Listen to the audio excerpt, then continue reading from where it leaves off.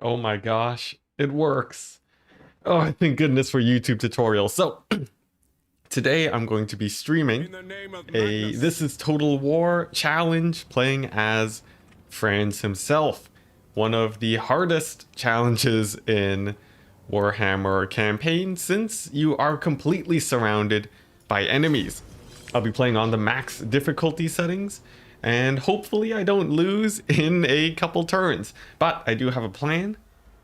So we'll see if I can actually make it work. I'm really hoping that I'll be able to finish this campaign in full, and this will likely be a multiple part series. So should be a pretty fun journey over the next week or so, hopefully. And I'm excited to get underway. But first of all, take a look at chat. What have I missed?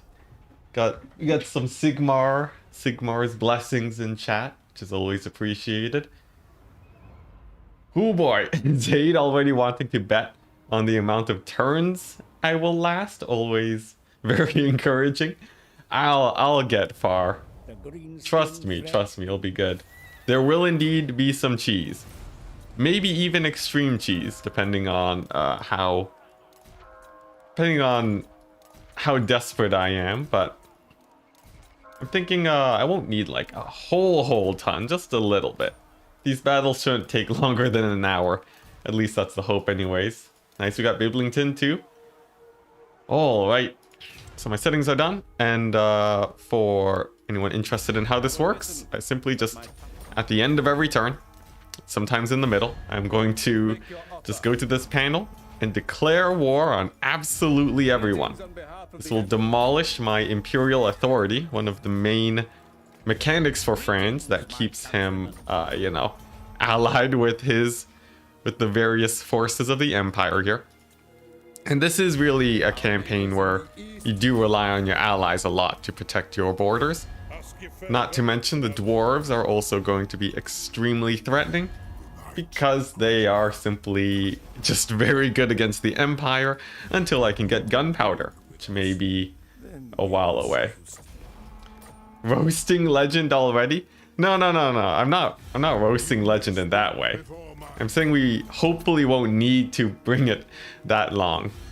Although I guess I did imply that Legend is always desperate with his missions, which is not what I meant. Definitely not what I meant. Actually, I don't know.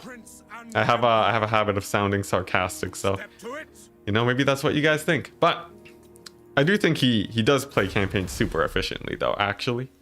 Like legit. I watched his no losses stream recently, which was quite a sight to see. Just like a full border of just defended against the chaos. I don't know.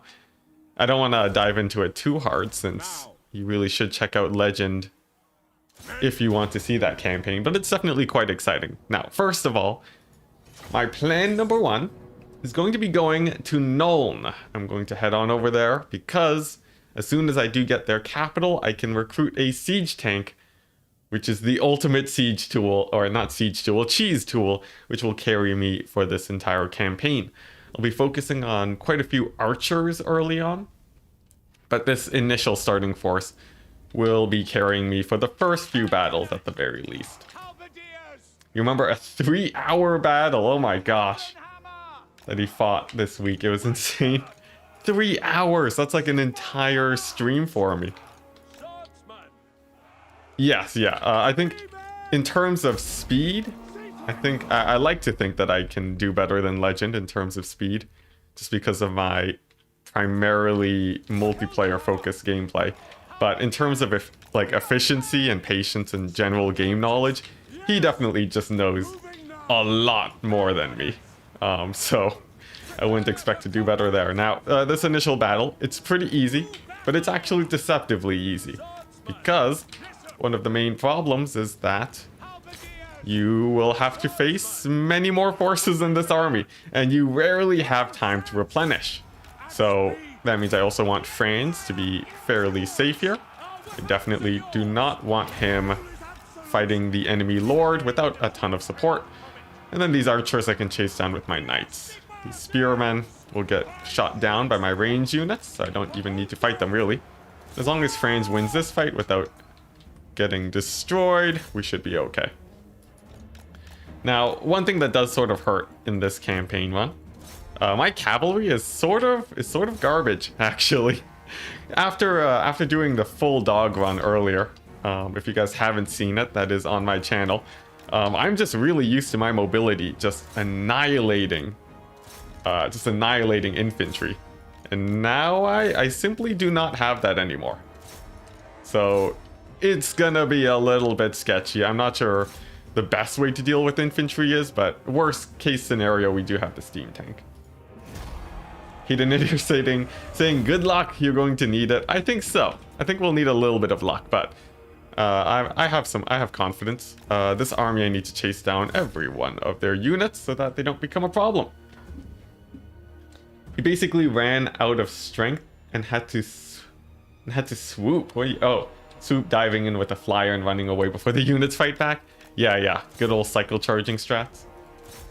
Really, if you get one single entity in this game, that can be enough to really just win entire battles.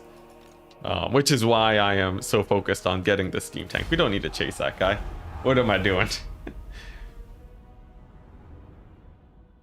The gore-drenched cheese. I do not know about it. Is that like is that a thing? What is that? I can say I haven't heard of it. Unless you mean this is just part of the single entity cycle charging. I wish I could have blood for the blood god turned on, but unfortunately my PC does not have the specs for it. So we'll stick with this for now. And hey, look at that, we got some Imperial authority. How useful. Now, I'm going to move over here now. I'm going to go ahead and recruit me some archers, and then we're gonna capture Grumberg next turn. Now, we have some options. We can go for the red line skill tree or the blue line. In the blue line, there is Lightning Strike, which will probably be useful in an emergency, but it doesn't make my army much stronger. The replenishment rate is pretty good though, so I think I will go for that. The other one is obviously speccing into ranged firepower, which is nice. Ammunition, missile strength, but it's not that much. I think I'm going to go for the Lightning Strike and healing first. Tanky cavalry might be useful in multiplayer. Yes, yeah. In campaign, it's a little bit janky because campaign almost entirely relies on your damage output. So anything that does low damage will take a ton because of the AI buffs, and then that usually causes some problems. Now, first things first, in some early testing, I played like, a couple turns of this campaign. These guys are insanely annoying, so I'm just going to try to get them to declare war on each other. I don't know if this will work, but yeah, we're just gonna make them really dislike each other. There we go, minus 162. And as long as they keep each other busy for a little while, I'll be feeling a lot more comfortable. Summon the Elector Counts. All right, nice. I could recruit Free Company, but actually the archers are really good here, so I'll be focusing on those guys mostly. Thoughts on using only spears / swords, crossbows most of the game, or if Empire technology units are actually that important? Generally, I'd say they are pretty important, but most of my armies will still be a decent mix, just because I think I'll be able to control it well enough to get good value. My multiple years of multiplayer experience would hopefully be helping me there, but we'll see. I think a Steam Tank Doom stack alone, probably, it'd be good to maybe have one, but I don't want to sort of focus all of my funds into single armies. I want to make sure that we're spread out so we can defend multiple fronts. Right, very forested map this time. But this battle should be pretty easy. All right, here we go.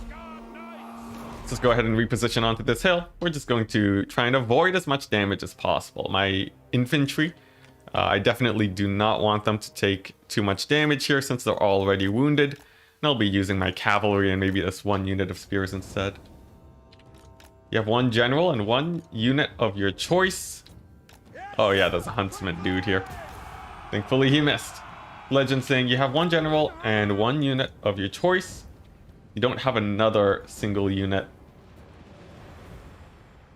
Oh, I'll need a second to parse that comment. What are you talking about? Sacking the city. And you kill your unit over and over. Oh, I see. I see. Okay, that's the strat. That's pretty cool. I don't know how much I'll be implementing that actually. I do feel pretty confident about my... Oh, that's fun. He's not attacking. There we go. Yeah, I do feel pretty confident about my chances. So I don't think I'll need to cheese super hard, but I could be wrong. We'll see how things pan out. I might have to do my own flavor of cheese since, you know, I don't wanna overlap with Legend. Gotta have our own unique play style and whatnot. But yeah, so that's gonna be the plan. Just probably relying on a lot of maneuverability, I think.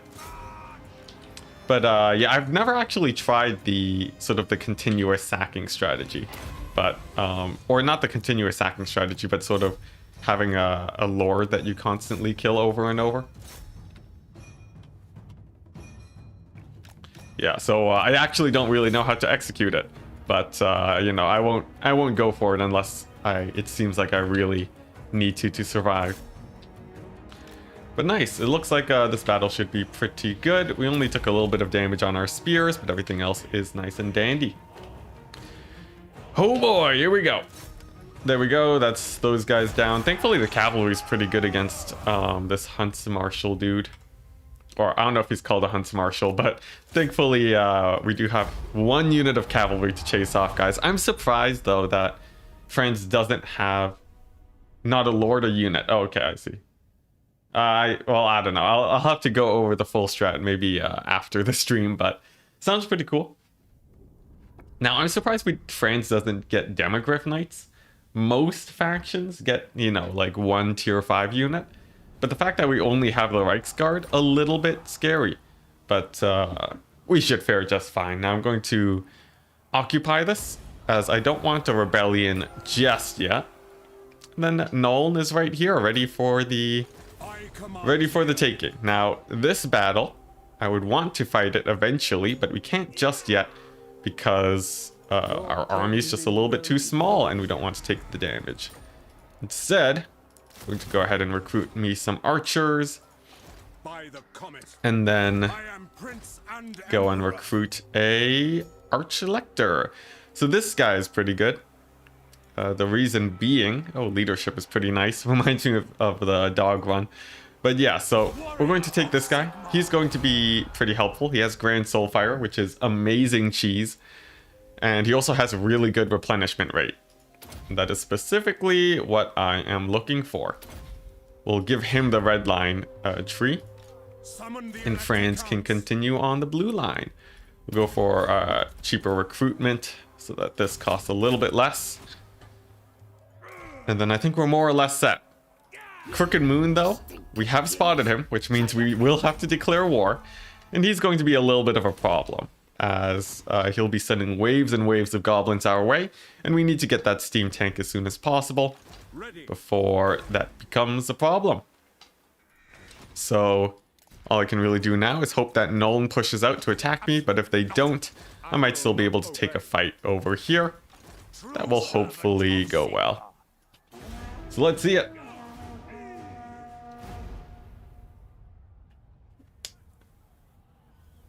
It's a gore trait. Okay. 20% extra hit points and +3 leadership against vampire counts at max.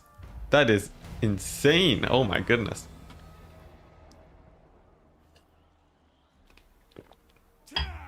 That's pretty cool. All right. So what do we got for Nuln? We have 8 units +6. Got 14 over there against my 14. Plus the reinforcements from the settlement. It's a little bit much, but what I could do, I can siege the city. And then try and pick a fight with this guy. Now, The small problem is that he's going to retreat and then come back for me later, which is a little bit of a problem. I could continue recruiting here, but then that would also cause a few issues. Now, this army it's not too big. I might be able to fight them both. So I think what I'll do, I can move Franz over here. He can go ahead and siege. It's not the biggest army in the world. If I could just attack immediately, that would be good. But we don't have siege attacker, which causes some issues. Now, this guy, though, he can move in to attack this guy. That'll cause him to retreat, thus disrupting his recruitment, which is oh so important. And then I can move this guy back here, recruit some more archers, which are going to be very useful here, especially in a siege battle and against all these unshielded spearmen. And then he'll probably come on back to attack me, and then I can simply retreat, rinse and repeat a few times, and I'll suddenly have a much larger army than them. And then I can actually take on a straight up fight after that. Alright. And as for the elector counts, yeah, I'm specifically trying to get the Emperor's Wrath steam tank. As soon as we get that, I'll be feeling much, much more safe. So let's see how it goes. Do you think loot plus occupy all of the Reichland to force a rebellion and get 10% chance of a mortar? I was thinking that, but the 10% is... It feels a little bit low. I don't know if that's exactly what I want to be fighting for. Actually, what I could do some damage to these forces and then retreat. So let's do that. But yeah, I think the mortar is pretty cool, but because it's such a low chance, it just seems a little bit too risky. So instead, I'm just trying to push through and finish off Nolan as fast as I can. Yeah, a little bit too RNG heavy, unfortunately. If I was planning to do a lot more campaign restarts, I might. But this plan seems pretty good so far in testing. So I have faith that it will work. Alright. So what do we got? We have the Free Company Militia over here. We have the Knights. They're going to move in and run some interference over here. And if I can catch the unit of mortars, that would be amazing. So hopefully I can go ahead and do that. First things first, we're going to finish off that Free Company Militia. We don't really need to... Actually, you know what? My Knights are going to move on to the middle. But yeah, the Free Company Militia are... I think they're decent fighters. I would rather deal with them early on. Plus they have no shields, which makes them melt instantly, apparently. We do have quite a few range units now, so I'm not too surprised. And Franz is going to be running distraction against these units of infantry. Hopefully getting a little bit of a blob. There we go for my range units. Wonderful. How great would it be if we just won this battle, though? That'd be very convenient. All right, now I have to not impulsively times 4 speed all the time, as it will only cause me inefficiencies. So I'll have to be really careful about that. As for this Huntsman General, I'll ignore him for just a second so I can get a little bit of charging, cycle charging on the infantry here. Slamming into their backs will be quite helpful. Also, my handgunners were shooting them while they were flying over my lines, which is pretty hilarious. And now I can finish off this Lord. So actually a pretty good trade right off the bat. And then it's just a couple of units of infantry. Of course, there are a lot of crossbowmen, but you know, maybe I can take this fight. Let's try it out. Let's try it out. We're gonna activate some cheese mode here now. And if I can win this, then we already have one of the big milestones for this challenge run. So if I just start splitting up my forces, that should split up these guys and we'll be good. Yep, just in time for the Franz Total War campaign. Happy to have you here, Colin. I'm really hoping this this doesn't fail. Thankfully, these knights are just automatically dodging arrows for me. Very convenient. And it looks like these forces are starting to chase my archers, which is nice. Now, I would really hope Franz is able to catch out this Huntsman General, as I don't want my knights taking too much damage by themselves. But it looks like I might have to disengage just for their own safety. And instead, you know, he might have to run away. We'll have to accept that. But I would rather chase down this mortar first. One good thing is that the knights have distracted the crossbowmen for a really long time, which means it's a much smaller force over here that I actually have to deal with. So that's going to be really good. The mortar is pretty distracted too. Oh, and my guys need to turn on fire at will. Whoopsie daisies. But there we go. They should be firing now. Hey, Rusty, how's it going? Hope the day is going well for you. We are currently kiting out the Empire forces as hard as we possibly can. And so far it's going well, I would say. There we go, that's one spearman unit routed. Let's go ahead and chase down that mortar. I'm going to chase down these swordsmen with my halberds just to make sure that we don't have to fight. We want to reduce the number of units that we're fighting as much as possible here. And then we can pull back with these archers and continue some pleasant kite action. Now, there are quite a few forces here now of melee infantry. They're going to be a little bit annoying. But as long as I continue to run away, and if I can actually manage to thin the numbers, especially these spearmen, then I should be able to pick them off one at a time. So that's sort of the plan, just outnumber their melee forces and then kite out the rest. Though it is getting a little bit scary here as they are beginning to catch up. So I might sacrifice some of my melee guys to hold the line a little bit longer. Sort of like right here with these spearmen coming on up. Hey, yep, that's right. This is Total War. Oh boy. Probably, you know, I'm not sure how this compares to my other challenge campaigns, but it's definitely quite the puzzle to work out. I think compared to the speed runs, this is probably a little bit harder. So it may very well be the hardest campaign, actually. Alright, now Franz is going to take a bit of a fight with this guy since I have all of my buffs procced. Wow, he chunked him down to like half HP almost immediately, which is great. So far my knights are really battered, but they did chase off that mortar crew, which is really good. And you can see by selectively finishing off the guys on the right side, I've cleared up space for my archers to finish off these forces. Wow, that huntsman general just sniping out my infantry there is pretty scary. Thankfully we did manage to finish off most of these guys before that became a problem. Now, these crossbowmen are going to be a little bit annoying.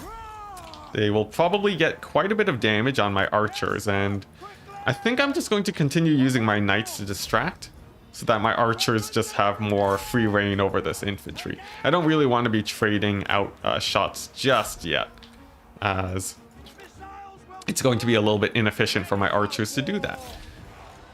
Alright, but thankfully my handgunners are doing good. The knights, they're going to be running distractions, and Franz might be able to finish off their lord.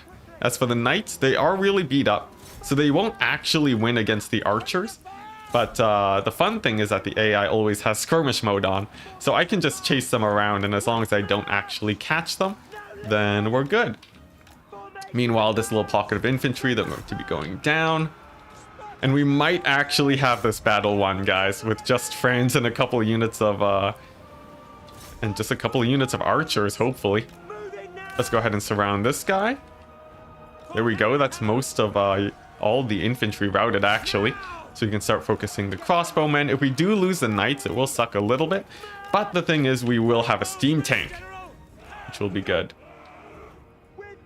Oh boy, there go the knights. Let's see. Rusty, you're saying you're coming from work on the train. Good luck with the campaign. You're going to try... Oh, you're going to try Grimgore Total War. I see.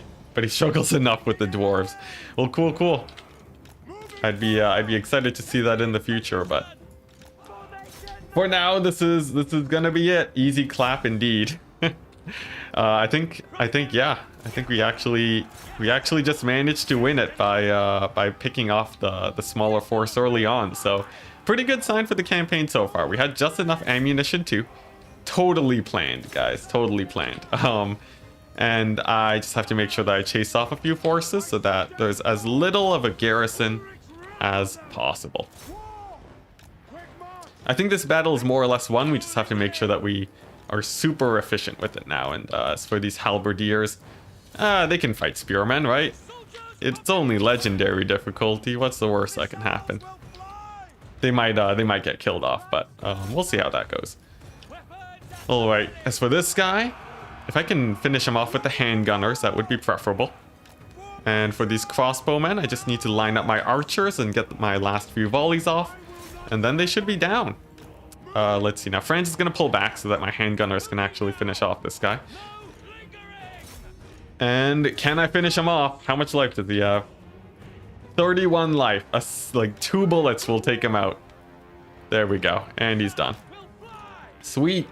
Oh my gosh. All right, so what are we at? Like turn 3, and the battles are already getting pretty crazy, but we are winning, so that's always a good sign. All right, there we go. Army losses, glorious army losses. Oh boy, what are we looking at here? So we have a few forces left. I'm just gonna chase them down. So that is Nuln basically captured for us. I don't see how that could go wrong, and that means that the next plan is going to be sort of just surviving and farming siege tanks. I want to wait until the amazing job, thank you, Oland. I want to make sure that the sort of I want to make sure that the AI settlements grow a little bit before I actually conquer them, because if I can get a tier 3 settlement, I can get a Bright Wizard. And if I get a Bright Wizard, I basically win the campaign. So I'm really hoping for that. And man, look at those. Look at that trade. That went insanely well. We didn't lose that many units too. Amazing.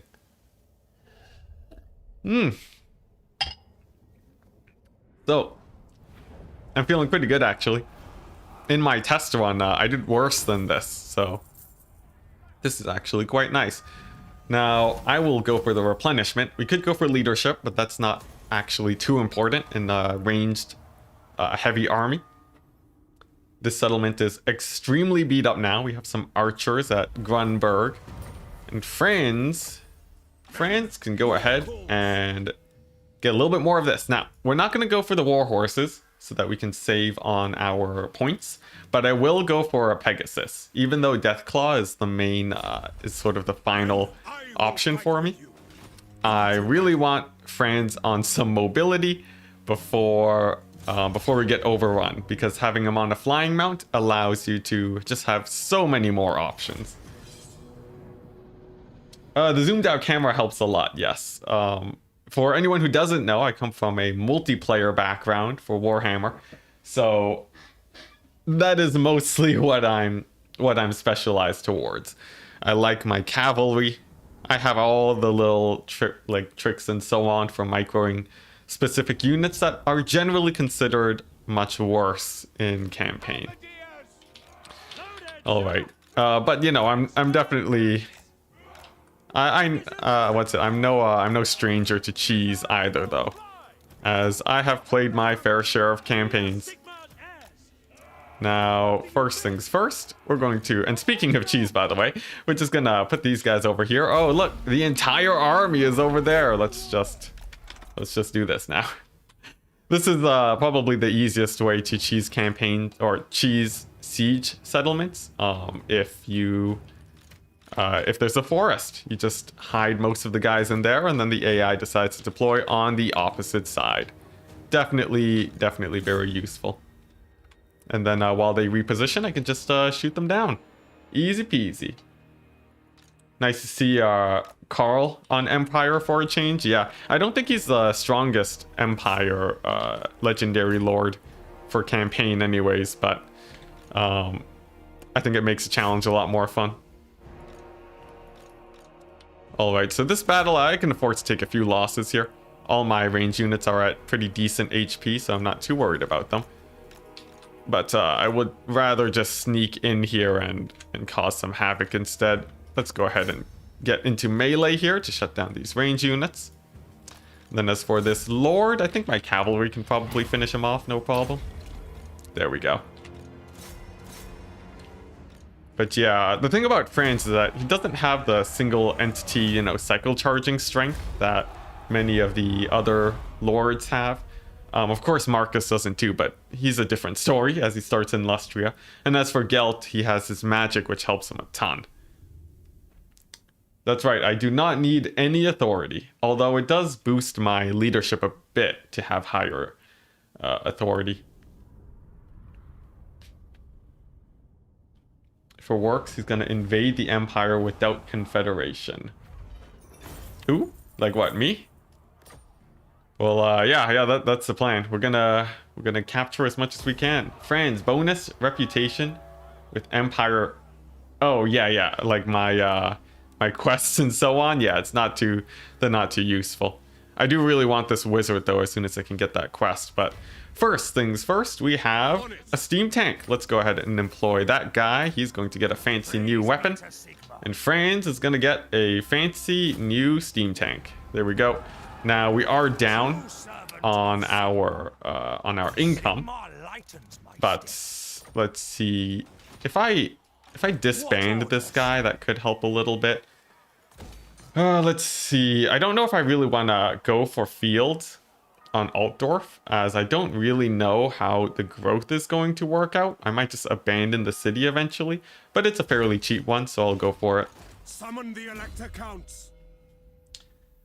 Franz on Deathclaw is the same as you getting a Bright Wizard. Very powerful. Indeed.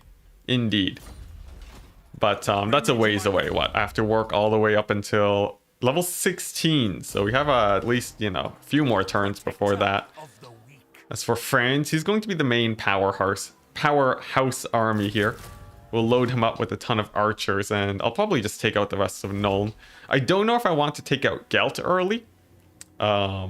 Of course, what do we get for taking him out? We get Spearmen. Amazing. But yeah, does anyone in chat know if I get a confederation with Gelt, if I actually finish off his faction? Because if I could, that would be amazing. If not, then we'll just have to make do otherwise. The debuffs from negative authority are quite severe for legendary. Yes. So we get -5 leadership, plus like another -10 or something from from being on legendary. It's gonna be intense. It's gonna be very intense indeed.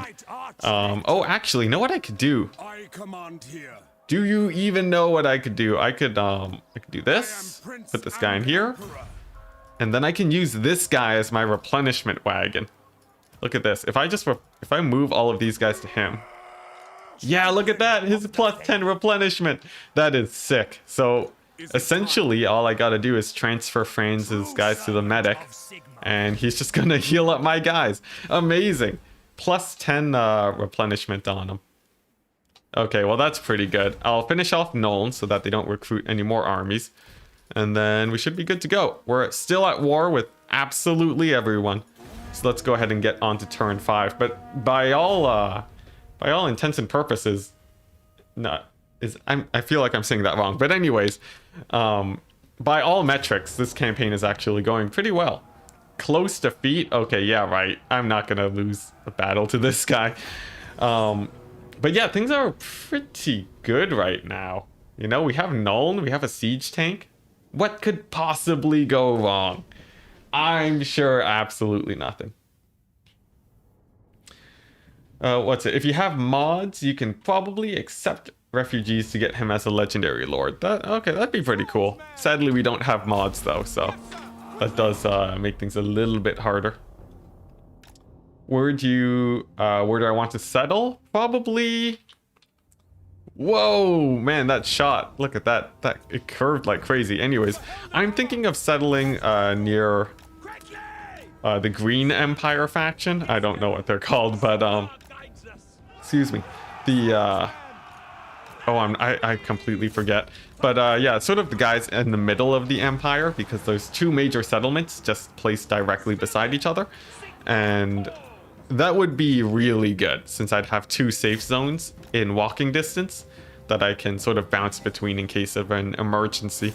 And there will definitely be emergencies, as oh boy, there are just so many different factions that I have to contend with here. Now this guy's going to be a bit annoying. I don't know if I can get a proper surround on him, but I'm going to try and manipulate his AI to sort of move towards my other guys. Never mind, he's just gonna fight in melee, so that makes things a little bit easier then. We just have to chop him up, maybe get a little bit of cycle charging in, and hopefully he will go down eventually.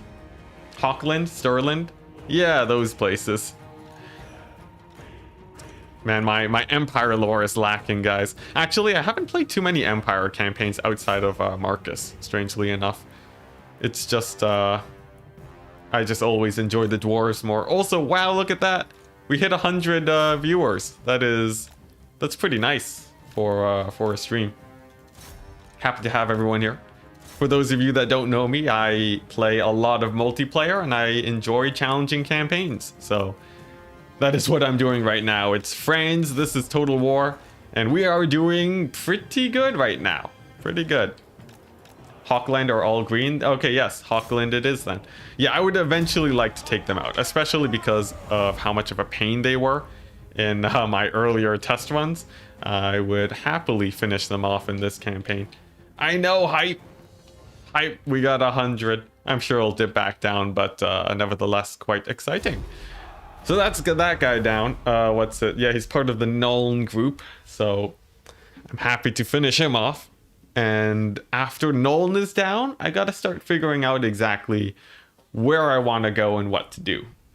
At the moment, probably Hawkland. Probably Hawkland is a really nice target. A full relocation is pretty nice, but the thing is, Nuln constantly produces siege tanks for me, which is also pretty good. That is something I definitely would want.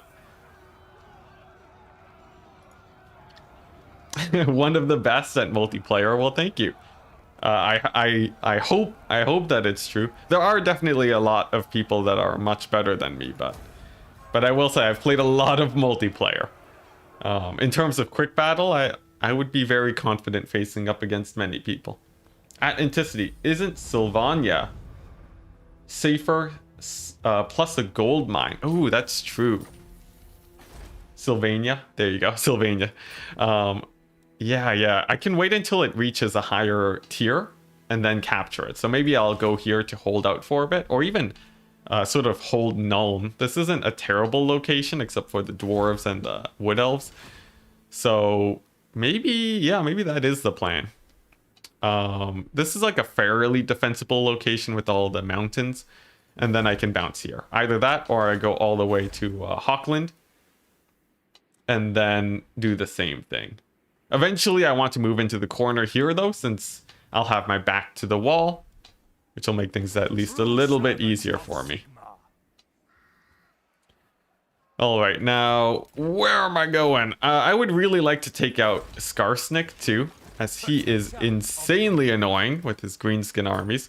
And, yeah, I'd preferably just finish him as soon as possible. So let's go ahead and gather the forces and just march right up to his doorstep, I guess.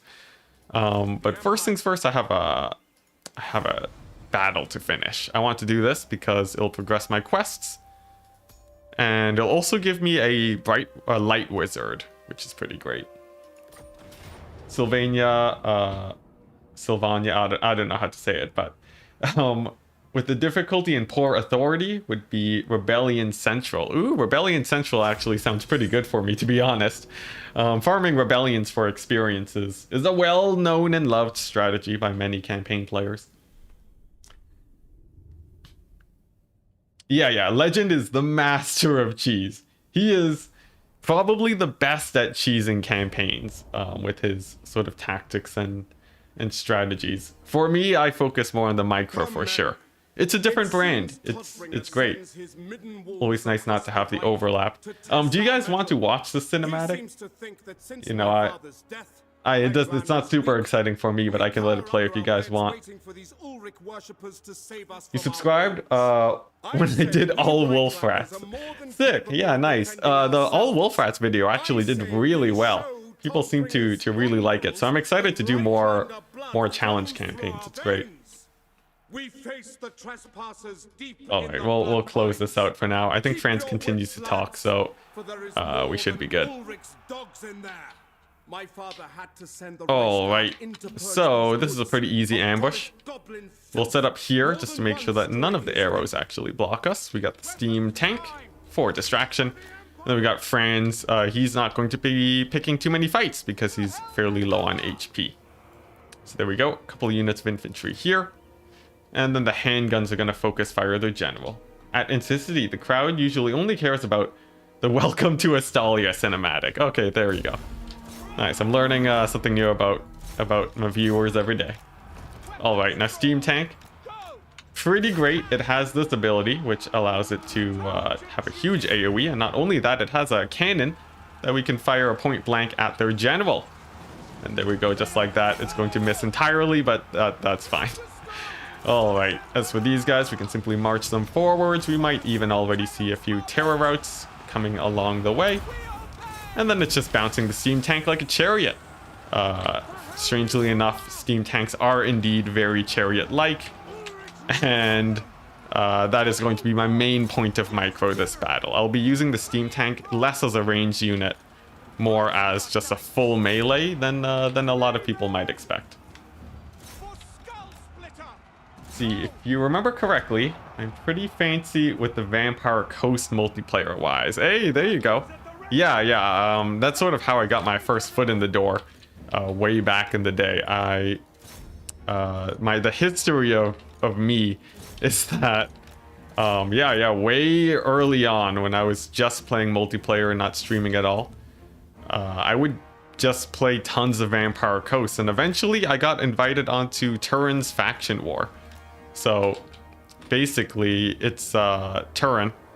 I'm sure most of you guys have heard of him, but he hosts tournaments for multiplayer, and his faction war is basically just the place where the top people of each faction go to face off against each other.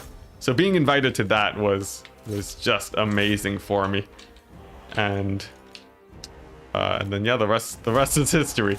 I just played a ton of Vampire Coast, especially when they were super strong in the meta, and they just hard carried me for many months. For many months. And then when they finally got nerfed, I had gone good enough at multiplayer to still stand up against the best players in the world. So it's super duper exciting. But the real person that actually kicked off my channel is Lore Master of Sotek, who got me to post my first video ever of a speedrun so that I could submit it to his speedrun challenge. So for anyone who thinks I was originally a multiplayer guy, speedrunning is actually where it's at. Tournaments, amazing, Jonathan. But there we go, we basically took no losses, which is exactly what I'm looking for. We replenish, which gives us even more guys than we started with. And, oh, it's a different wizard each time. That's pretty sick. We got a celestial wizard. Oh my goodness. Guys, we won. We won. This challenge campaign is over. Wind Blast is an amazing spell. Thunderbolt, also great. Curse of the Midnight Wind, less great. This is really good on Franz to finish off enemy lords. Chain, oh my gosh, this guy is such a blessing. Such a blessing. Let's go ahead and move him here to give some vision. We have a million Empire forces there, Empire rebels that we'll have to deal with. And I could hold the line. It's a little bit higher melee defense, but I'm focusing mostly on a ranged army right now, so that's not my priority. Instead, I'm just gonna march on over here. These guys are gonna fight me, but that's no problem at all. And this guy is gonna hold the fort. More archers. Blessed campaign, I know. Now, fighting Skarstig means we're gonna look at the wood elves, and then the rage in our hearts is gonna cause us to declare war on them immediately.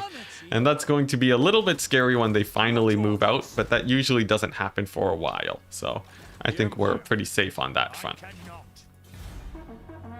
Oh, Human Boy, happy to have you here. Speaking of multiplayer, Human Boy, does a ton of multiplayer content. You should definitely check him out if you're interested in that, since I don't have as much time to do multiplayer nowadays. Heaven's Casters are super fun in campaign, I know. Definitely the most meta is Burning, like, I almost called them the Burning Head Caster. Yeah, the Bright Wizards are probably the most meta, but for sure you want to have Well, okay, no, not for sure, but yeah, Bright Wizards are definitely the best, but there are many others that do extremely well too. Now, Skarsnik's Force, he has a spider. We have a steam tank. It's going to be focusing down Skarsnik because the Arachnarok spider, it's mostly going to go down to our armor-piercing missiles. That's going to be our crossbowmen and our handgunners. And then the archers will just kill the infinite numbers of goblins that show up. So I think we should be good. Comet is super fun in a blob. Indeed, indeed. So here we go. Oh man, Skarsnik, he uses invisibility thing. That's a little bit annoying, but there he is. Let's deal with them. What's up to Human Boy? Thanks for the tip. Can never have too much content. Hey, there you go. Sweet. Always good to hear, man. All right, now what do we got? We got some night goblins. We got a million goblins. We're going to focus on the Arachnarok spider, and then the archers are lying in wait. Oh, we got some squig hoppers moving after us, though. We want to deal with them. Generally, they shouldn't be too scary against my knights, but I'll definitely have to be a little bit wary. And I don't want my steam tank to get hit by the Arachnarok spider, as it is anti-large. But there we go, squig hoppers. Looks like they're trading decently against my knights. Classic legendary difficulty buffs. But as long as my archers are there to support, I think we'll be a-okay. Thankfully, that Arachnarok spider is going down pretty quickly, too. I don't want to send Franz in there to fight it, just in case he gets hit. Because a single hit from this thing would be devastating. And my knights are getting absolutely run down. That's a little bit sad. Tiny bit of a misplay there. I didn't notice that he had that mobility. But as long as a few knights survive, I think it should be fine. Not to mention they're actually rather expensive. So we're sort of getting to the point where I can think about disbanding them. Yes, it is legendary difficulty. Maximum difficulty settings, as what fun would a challenge run be if you're not on max settings? Alright, now the squig hoppers are going to be the scariest threat here, as they essentially have just endless amounts of anti-infantry. So I definitely want them to be dealt with as soon as possible. And then as soon as they're down, I just have to worry about goblins. Now, the general thing about goblins, they have very low armor, but a lot of them do have shields, which means that shooting them from the front is going to be a bit of a problem. So anything I can do to sort of get them to turn to their sides is going to help me a lot, which means I'll probably want to start spreading out with my ranged units to sort of split them into different groups. Not to mention I have a steam tank also, and that's going to be helping out a ton for actually dealing with them, as I can actually get them to stop moving and, you know, cycle charge and so on. Franz is going to deal with the Lord, and then I think we'll be good. Now, as sort of individual pockets move out to engage, that is the perfect time for me to focus fire them down with my archers. Steam tank in the midst of all of these goblins is probably going to do a million damage. Actually didn't do that much damage. Does this even do damage? Apparently it does a bit, but you know, whatever. And yeah, in the meantime, I just have to hold the line. Now, Franz is going to get pretty low, and I don't want him to take too much damage. So he's actually going to disengage, and I'm going to lose a few of my melee infantry here to the many goblins. It's going to suck a little bit for them, but it is for the greater good. We're here to try and finish off Skarsnik here and take care of the most annoying enemies that we could face. What I really hope, though, is that the rebellious Empire forces don't come in and ruin my day. Because if they do fight me, it's probably going to be a pretty long grind fest with the steam tank. Yeah, steam tank's got this for sure. It's an absolute beast. But we are out of infantry, which worries me only slightly. It worries me a little bit, but, you know, we have a huge armor-piercing chariot that can just bounce around essentially infinitely. So, that's pretty good. The thing that makes it really nice, too, is that it slows down the approach for my archers to get in more shots. You see the AI actually braces pretty often with its goblins. So it's really, really good having just sort of a mobile unit for all of these, for these range builds. And you can see I even managed to get another unit of goblins to turn around, which allows me to fire just a little bit more. Not to mention the terror route's always great. And while these guys aren't getting support, I'm just going to have them run away. That'll make sure that they stay nice and safe. Unlike my cavalry, who got absolutely run down. Skarsnik's still going to be a little bit scary though. I'll need a way to deal with him. And I'm thinking probably a focus fire with all of my archers will do well. Let's see if I can do that. These archers over here, I'll distract with my steam tank while I focus down these gobos. Alright, so what's going on? Real talk, you wish elite infantry had a chance on legendary. Yes, that'd be pretty cool. I feel like the legendary difficulty options has a lot to be desired in terms of gameplay. It should really be difficult for all play styles to do well.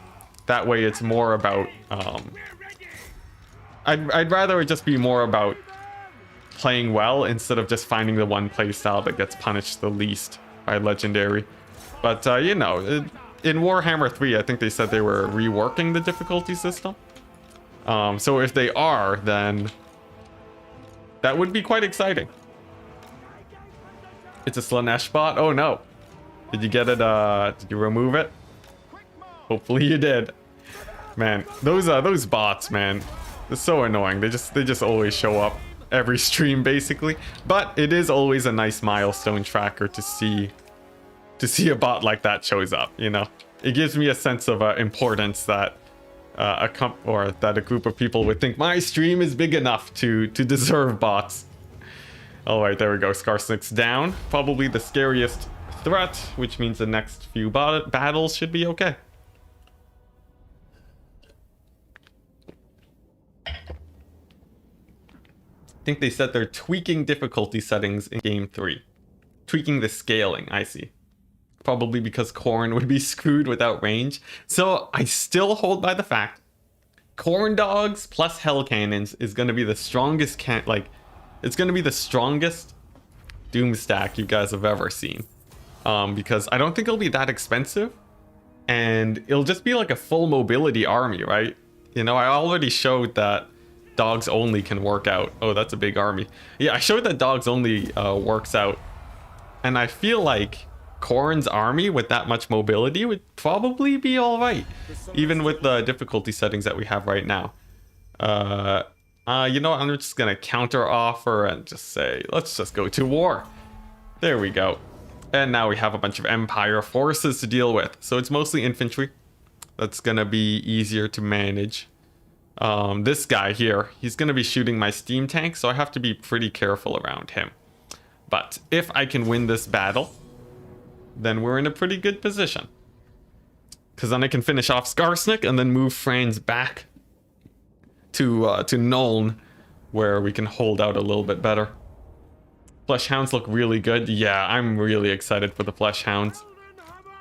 Alright, but because there are so many armies near us right now, I'm gonna have to start being extremely careful. As if I'm not, we're just gonna be losing games outright. Or, you know, we're gonna be losing outright, because if I lose a single battle badly enough, it just all is lost, essentially. Thankfully, the steam tank is unbreakable, which will be helping a lot. But if I lose this army, I basically have nothing left. And then there's a huge 20 stack on my doorstep. So it all hinges on this. Will we be able to play efficiently enough? We'll channel our inner Legend of Total War. So you wish two-handed units would be viable? Yeah. I think a lot of people really do like elite infantry, so you know, it's a bit sad that there's just really underwhelming. Like, single entities and range units really dominate the current single-player landscape. Of course, there are a few like sort of niche options, like you can make dogs work out pretty well just because of their crazy DPS, but that's about it. So the name of the game is splitting up their forces. If I can do that, then we're in a good position. So the steam tank, I'll try and get a few of its explosions off, but we'll see how that goes. These arrows too are going to be a little bit annoying. So let's see if I can sort of push through and deal with that. Let's see, actually, you know what? This infantry mass is a little bit scary. I'm going to pull away. Oh boy, this is not good. Okay, that's a lot of damage on the steam tank. Let's go ahead and pull it this way. It's ×2 speed, just to speed up the suffering a little bit. Thankfully, we can dodge with this thing, so it doesn't take too much damage. Come on, live. There we go. Yeah, there are a couple units of crossbowmen. They do actually have pretty decent armor piercing values, so we don't want to get ruined by those guys at all. Elite infantry's just so cool, and SFO Chosen are really horrifying and fun. That's exciting. Yeah, Chosen are definitely a fan favorite unit for sure. All right, let's see. Actually, oh wow, the ability cooldown on this is really short. I should try that out more often. But all right, it's going to be a little bit more cycle charging, so in the meantime, I'll just take it easy and chill and chat. This is going to be a long campaign, so I definitely won't be trying to speed run it or anything. Good luck, we need more cheese for the cheese god. I like the color of your name, man. It's very cheesy. But yeah, this cheese is going to be a lot more standard than my usual cheese. You know, it's a usual archer spam sort of style. But I will have a lot of kite play, which is pretty fun, simply because my range units are very limited in strength. Now let's see, what do we have here? We have a decent amount of forces. The archers are overextending a bit, so I'll see if I can finish them off. Meanwhile, the steam tank is doing good. It's terror routing units, and that's going to be my main advantage here against the AI. Just because I can proc terror routes, it means that overall their leadership is essentially going to be much lower, as long as they're near the steam tank. Although they do rally, so I'll have to worry about that just a little bit. Cheese for the... Cheese? Oh, cheese for the Great Horned One, yes. Alright, there we go. Now the steam tank is half HP. It's going to be a little bit worrying since I can't really get replenishment on it, at least until next turn when I capture a settlement. But as long as I'm a little bit careful with it, I should be fine. These crossbowmen probably being the scariest threat to the steam tank. Now this infantry is not going to be too bad anymore, but I need to keep an eye on them to make sure that if they rally, they don't cause too many issues. And speaking of issues, the Free Company militia just got a huge volley on my handgunners. We definitely don't want any of that. So let's go ahead and pull back into a safer position. In fact, my crossbowmen are having a bit of a hard time. There we go, that's another unit routed. Oh boy, this battle's gonna be a dicey one. My army's gonna be pretty beat up after this. That worries me a little bit. Alright, and I'm going to finish off these guys on the right flank to buy me just a little bit of space. Hopefully the steam tank can get a shot off on this lord too. Come on, there we go. That's a pretty good shot. And then we're gonna pull back again. Alright. Now, the speed of my enemy moves at about the same speed as me. We have our backs against the wall, but I have a pretty decent retreat path over on the flank. So I think I'll take that. The steam tank will simply just run interference and try and slow down the enemy forces as much as it can. Is terror rout the same as normal? AKA 3-day shatter? That is, no. That is incorrect. So terror routs can happen infinite numbers of times. And it's just a completely different mechanic. So... for terror routes, the way that it primarily works is that if a unit is below a certain amount of leadership, then they will terror rout immediately. But if they've terror routed in the last few seconds, it can't happen multiple times. And that's what makes it a little bit less OP. But that's generally the gist of it. It doesn't help for routing off units more, otherwise it would be actually insane. It would be insanely good. Also, right now, I'm just getting my steam tank to finish off this guy, as he's probably the scariest and most annoying threat right now, due to his sort of just constant poke damage. He has pretty good armor piercing values too, so I really don't want him damaging my steam tank. These guys are just gonna have to run for their lives, and I'm essentially just gonna have to keep running until the steam tank finishes doing its work over there. This guy thankfully should go down pretty quickly though. Bullmore saying enjoy, yeah. I think things are going all right. The sort of bad thing is that steam tanks take forever to finish off lords. What, I'm doing 200 damage a pop? It's decent, but definitely not great.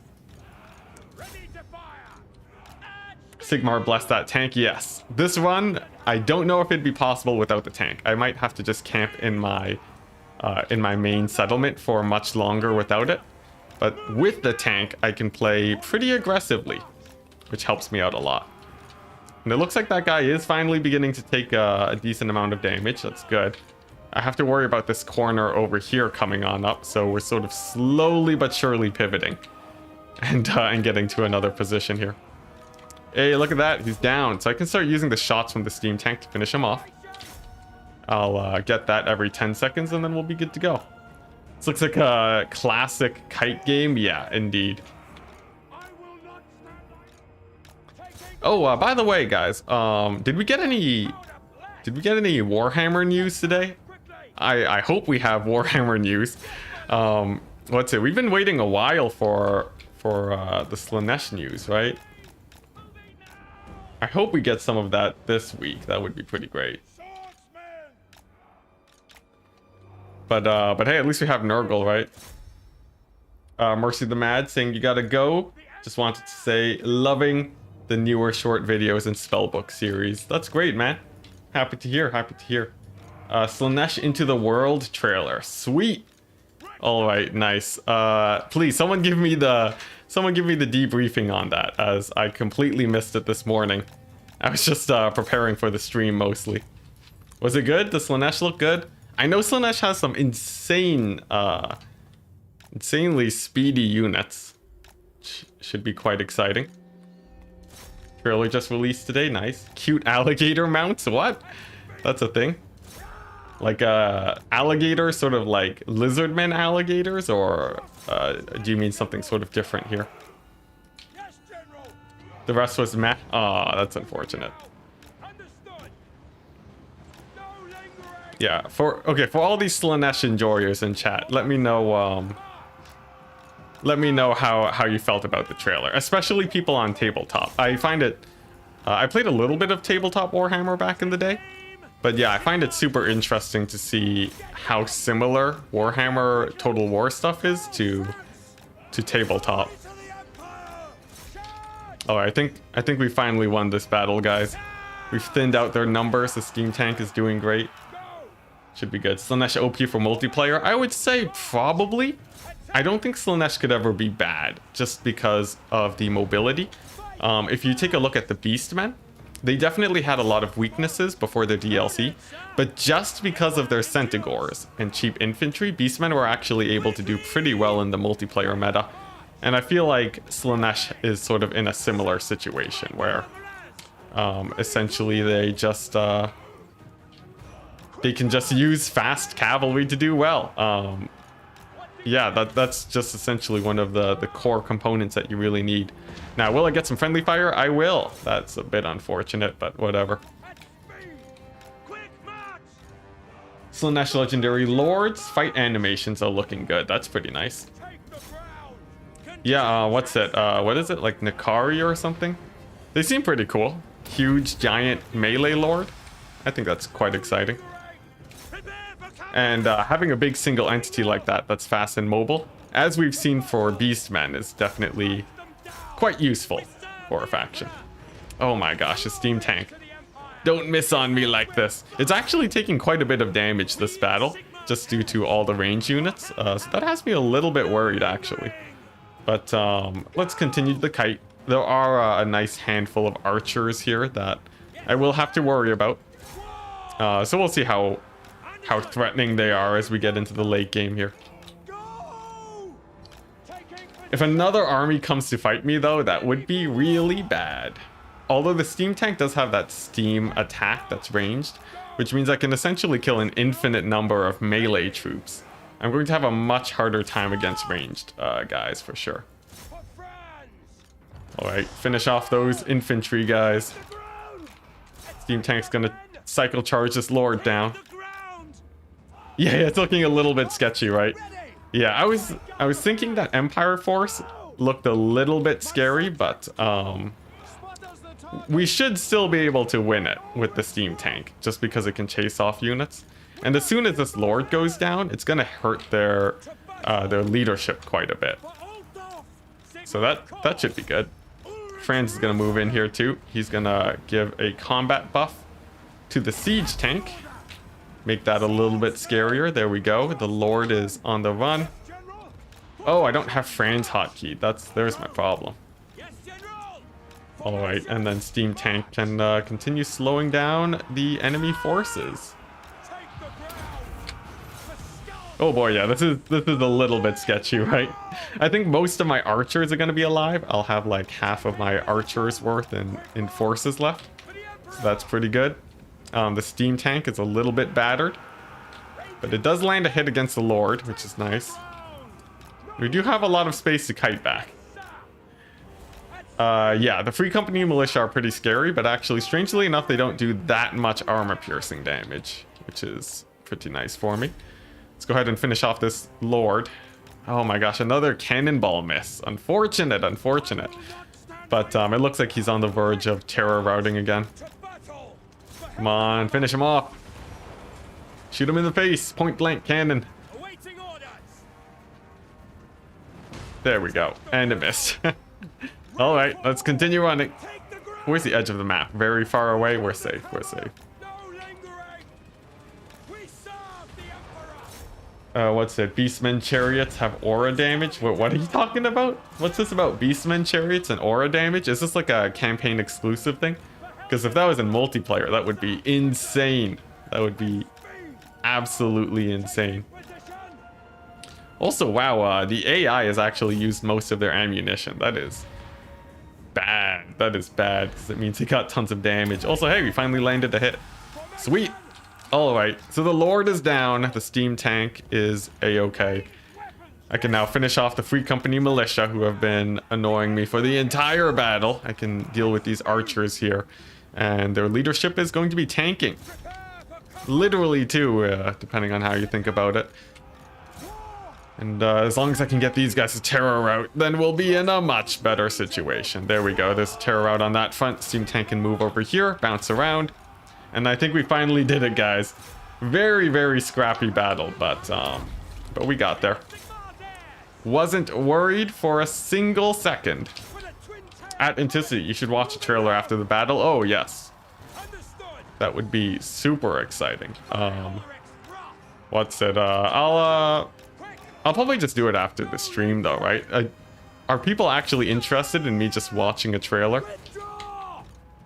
I don't know, I don't know what the demand on that is like. Generally, my channel, you know, there's a million people that will go over the trailer and give super insightful details on it. For me, I have much less to talk about, really, so I don't know if that's really a big enough thing that people would want to see. If Mortis Engine was in multiplayer, oh my gosh, that would be insane. It'd be absolutely insane. Yeah, it doesn't even need to be in melee. Jeez. Yeah, that's pretty good. Okay, you're just a colossal Slanesh fan. Yeah, I'm sure that will cause a little bit of bias there. Oh my gosh, I think we finally weathered the storm, though. I'm excited to just play this campaign, though. So since we started with it, I'll stick with it.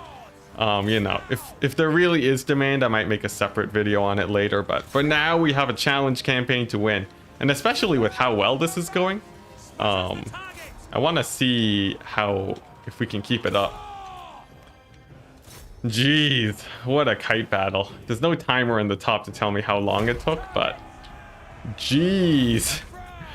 Jeez. My Steam Tank went from like full HP to nothing. If we have to fight another giant Skarsnik army, we would actually be in really bad shape, guys. I need to get that warrior priest and meet up with him. Oh my gosh. What did we get? 300 losses, about 1,000 kills. Seems pretty in line with how we're trading so far. The Steam Tank got about half of those kills, which is pretty big. Empire archers, yes. Pretty OP in the right circumstances. We managed to not lose any units too, but our army has been whittled down to about 300 units now. 17 minutes, all right. Oh, thank goodness for replenishment, though. That's gonna help a lot. All right, now the big scary thing There's a 20 stack of dudes over here. Oh, what's this? Yes, do nothing, please. So here's the big scary thing. This guy is gonna probably fight me. And I don't have a whole ton to deal with him. Helm of Discord is really good on Franz.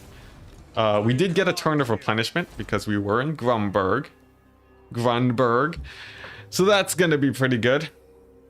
So I think we're safe enough to take out Skarsnik at this point. And we have a Celestial Wizard that can join in the fun too, which will be quite helpful. His army is rather beat up, so we'll go ahead and go for the siege. Close defeat, which is a good sign for us, since we can win any battle that isn't a decisive defeat, usually. And then embed this guy. All right, here we go. This is going to be really good, because Franz is going to need to tank a lot more than most lords in other campaigns. This guy can keep recruiting archers. And let's see how it goes. Oh my gosh. Ammunition is pretty important too, since I'll be kiting a lot. We're gonna go for reload time though, just because getting more damage out is more important. -9 prestige. Yes. This campaign is insane. But you know, we've squeaked by so far, and we've had really good luck early on. The question is whether or not this play is a little bit too risky. Because now I have a pretty beat up army. And if I lost this army, we would be in a really bad position. So it sort of hinges on that pretty heavily. First things first, I want to deal with whoever comes out of here. They're just going to get shot in the face by everyone. There we go. It's a single goblin. This poor guy. Let's go ahead and focus fire him down while I set up my hotkeys. All right. But yeah, Empire archers are really great early on. They actually do just as much damage as crossbowmen, strangely enough. The only thing that makes... Ooh, wow, that was a brutal hit. I thought this guy was on a spider. No, he's on foot. Jeez. Rough times for him, but I'm just going to move in to get him to terror route. But yeah, so... Oh, actually... Ooh, I should finish him off, actually.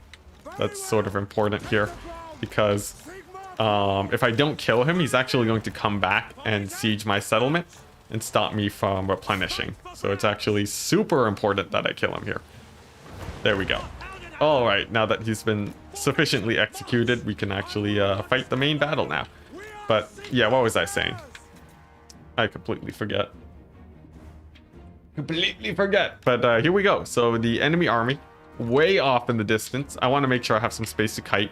So I'm going to move up here, and then I'm going to kite in this direction. That should work out quite well. And the steam tank is going to just be picking off lords, as that will hurt their leadership the most. Specifically this guy. Now this army is actually pretty big. Now that I'm looking at it, it's a little bit scary.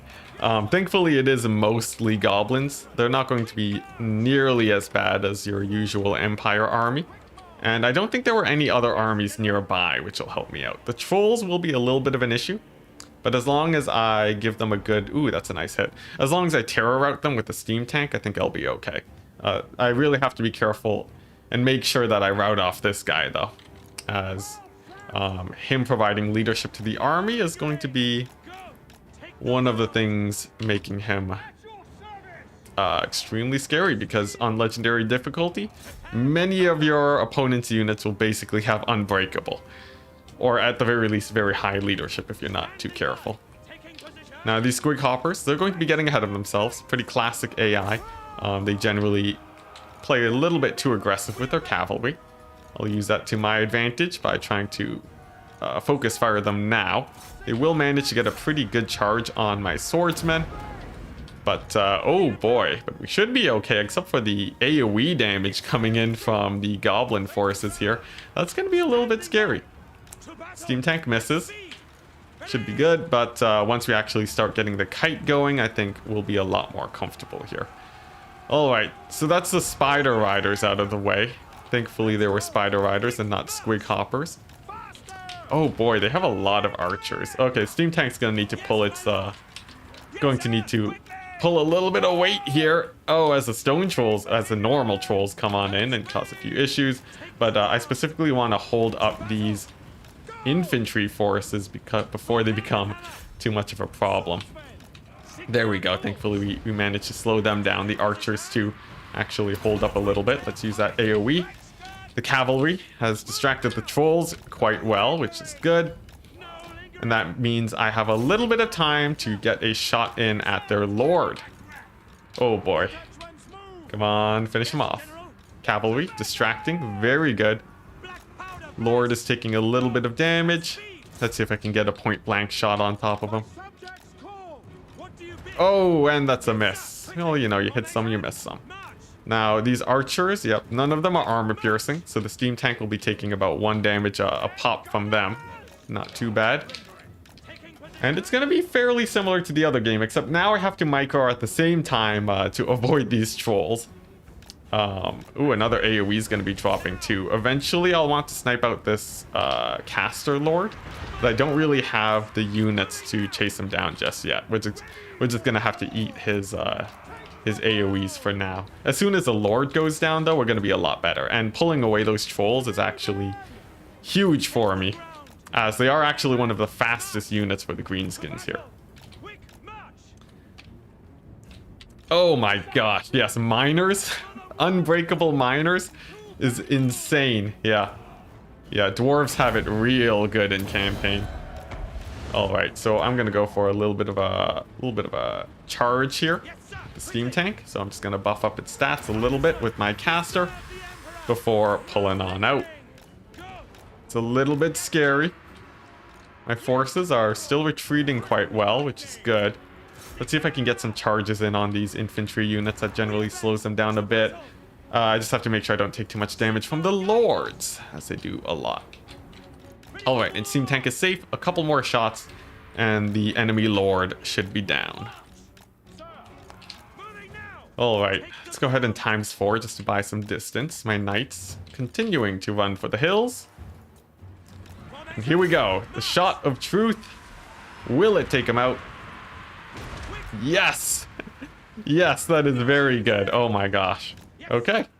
So he's running, which means I can finally start thinking about shooting. Oh my gosh. These swordsmen, you're going to have to sacrifice yourselves for the greater good, as you will be stalling the goblin tides, just holding them back as long as possible so that we can start getting some picks here finally. My knights are continuing to run off. The lord, he's running for the hills. And I think we should be getting a few terror routes, which is pretty nice. Alright, let's go ahead and get another harmonic convergence on the tank.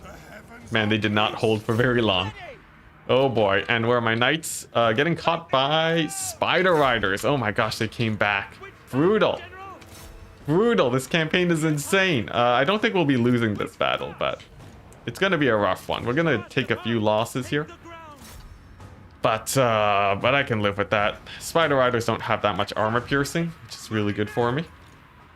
And I think I finally have a little bit of space for my archers to turn and shoot again. Let's go ahead and get the steam tank to pull away these infantry units too, as they're actually catching a few of my guys, and we definitely don't want that. Alright, there we go. Steam tank can charge right on in to the middle of all of them. Get that big old AoE down. Can I get them to terror route? Maybe, but maybe not. Alright, as for the trolls, it looks like they're finally coming back to catch the rest of my army. A little bit terrifying. But the steam tank is good. Steam tank is nice and healthy, and I'm going to finish off their lord now, and that should get this unit of goblins to terror route. There we go, lord is down, goblins terror route, just as expected. And right now, sort of my plan, I need to buy enough space for the, I need to buy enough space. Ooh, actually, I might be able to get a few terror routes here. Let's try that. I want to build enough space with my range units to do well here so that they can focus fire the trolls before they actually show up. Because if I have to fight against infantry while the trolls dive in on me, it's gonna be a really bad time. Ooh, I think those nasty skulkers got a pretty nice slow too. That's pretty unfortunate, but thankfully they turned around. So that's very good. My Empire Knights, by some miracle, managed to survive against the Spider Riders. We'll have them charge in and fight there too. And we will continue our long run while I try and buy space. Oh my gosh, I wish the steam tank had a little bit more HP, but you can't have everything. And I guess this unit of crossbowmen might actually have to go down. Sadly enough, fanatics do drop, which is quite scary. But let's continue the kite. We might just have to, we might actually have to disengage here. That would be really unfortunate. How much HP does my tank have? 800? Oh boy, this is scarier than I thought it'd be. These archers are doing a lot of damage too. Man, those Empire crossbowmen really did a number on me. Thankfully, we can at the very least get some shots in on these trolls while we retreat. And the tank is going to settle at roughly 700 HP, which I can live with. Once these trolls are actually down, I'm going to feel a lot more comfortable. And they are still chasing my Empire Knight, strangely enough. I have no idea why, but it's definitely to my benefit. We'll continue getting our shots in, and the steam tank will just be shooting steam onto this infantry blob as we continue to run. Empire Knights, though, it's super important that they don't actually rout off because they are such an important tool for distracting these stone trolls. And then the rest of my ammunition will probably go to finishing off this hero that is chasing my units, as he's also providing leadership to the greenskins. Steam tank shots should actually get some pretty nice hits on him. Oh boy, this is gonna be scary. Nasty Skulkers actually managed to get the slow on the steam tank. Thankfully for me, it does have that ability to knock them all back, and as soon as this goes away, I should be able to continue running. Oh boy, we can't lose this battle, guys. Not after all we've been through. Come on, steam tank, run away. Let's go ahead and turn to the side. We're going to continue dodging shots. Okay. Now remember, despite the steam tank looking like it has basically no HP, which it basically does, it does have like about 600, which is not the worst thing in the world. Oh boy, what are my guys doing? Yeah, we got to continue running this way towards the trolls. Now, trolls are going to have to be dealt with. The goblin infantry is much less of a problem, but of course still scary. A few of my forces are starting to get caught out. I'm gonna make the call, this unit of archers. You served well, but you're getting sacrificed for the greater good. We're gonna give them the harmonic convergence to have them stall as long as they possibly can. And then the rest of my guys are going to focus fire these stone trolls. This is to prevent a larger emergency later on, where I get absolutely destroyed by a pincer attack from these greenskin forces. The trolls are fairly tanky, which is pretty rough, but I think my combined archer fire plus the loss of their lord should be enough to take them out. And even the wizard is getting in on the action.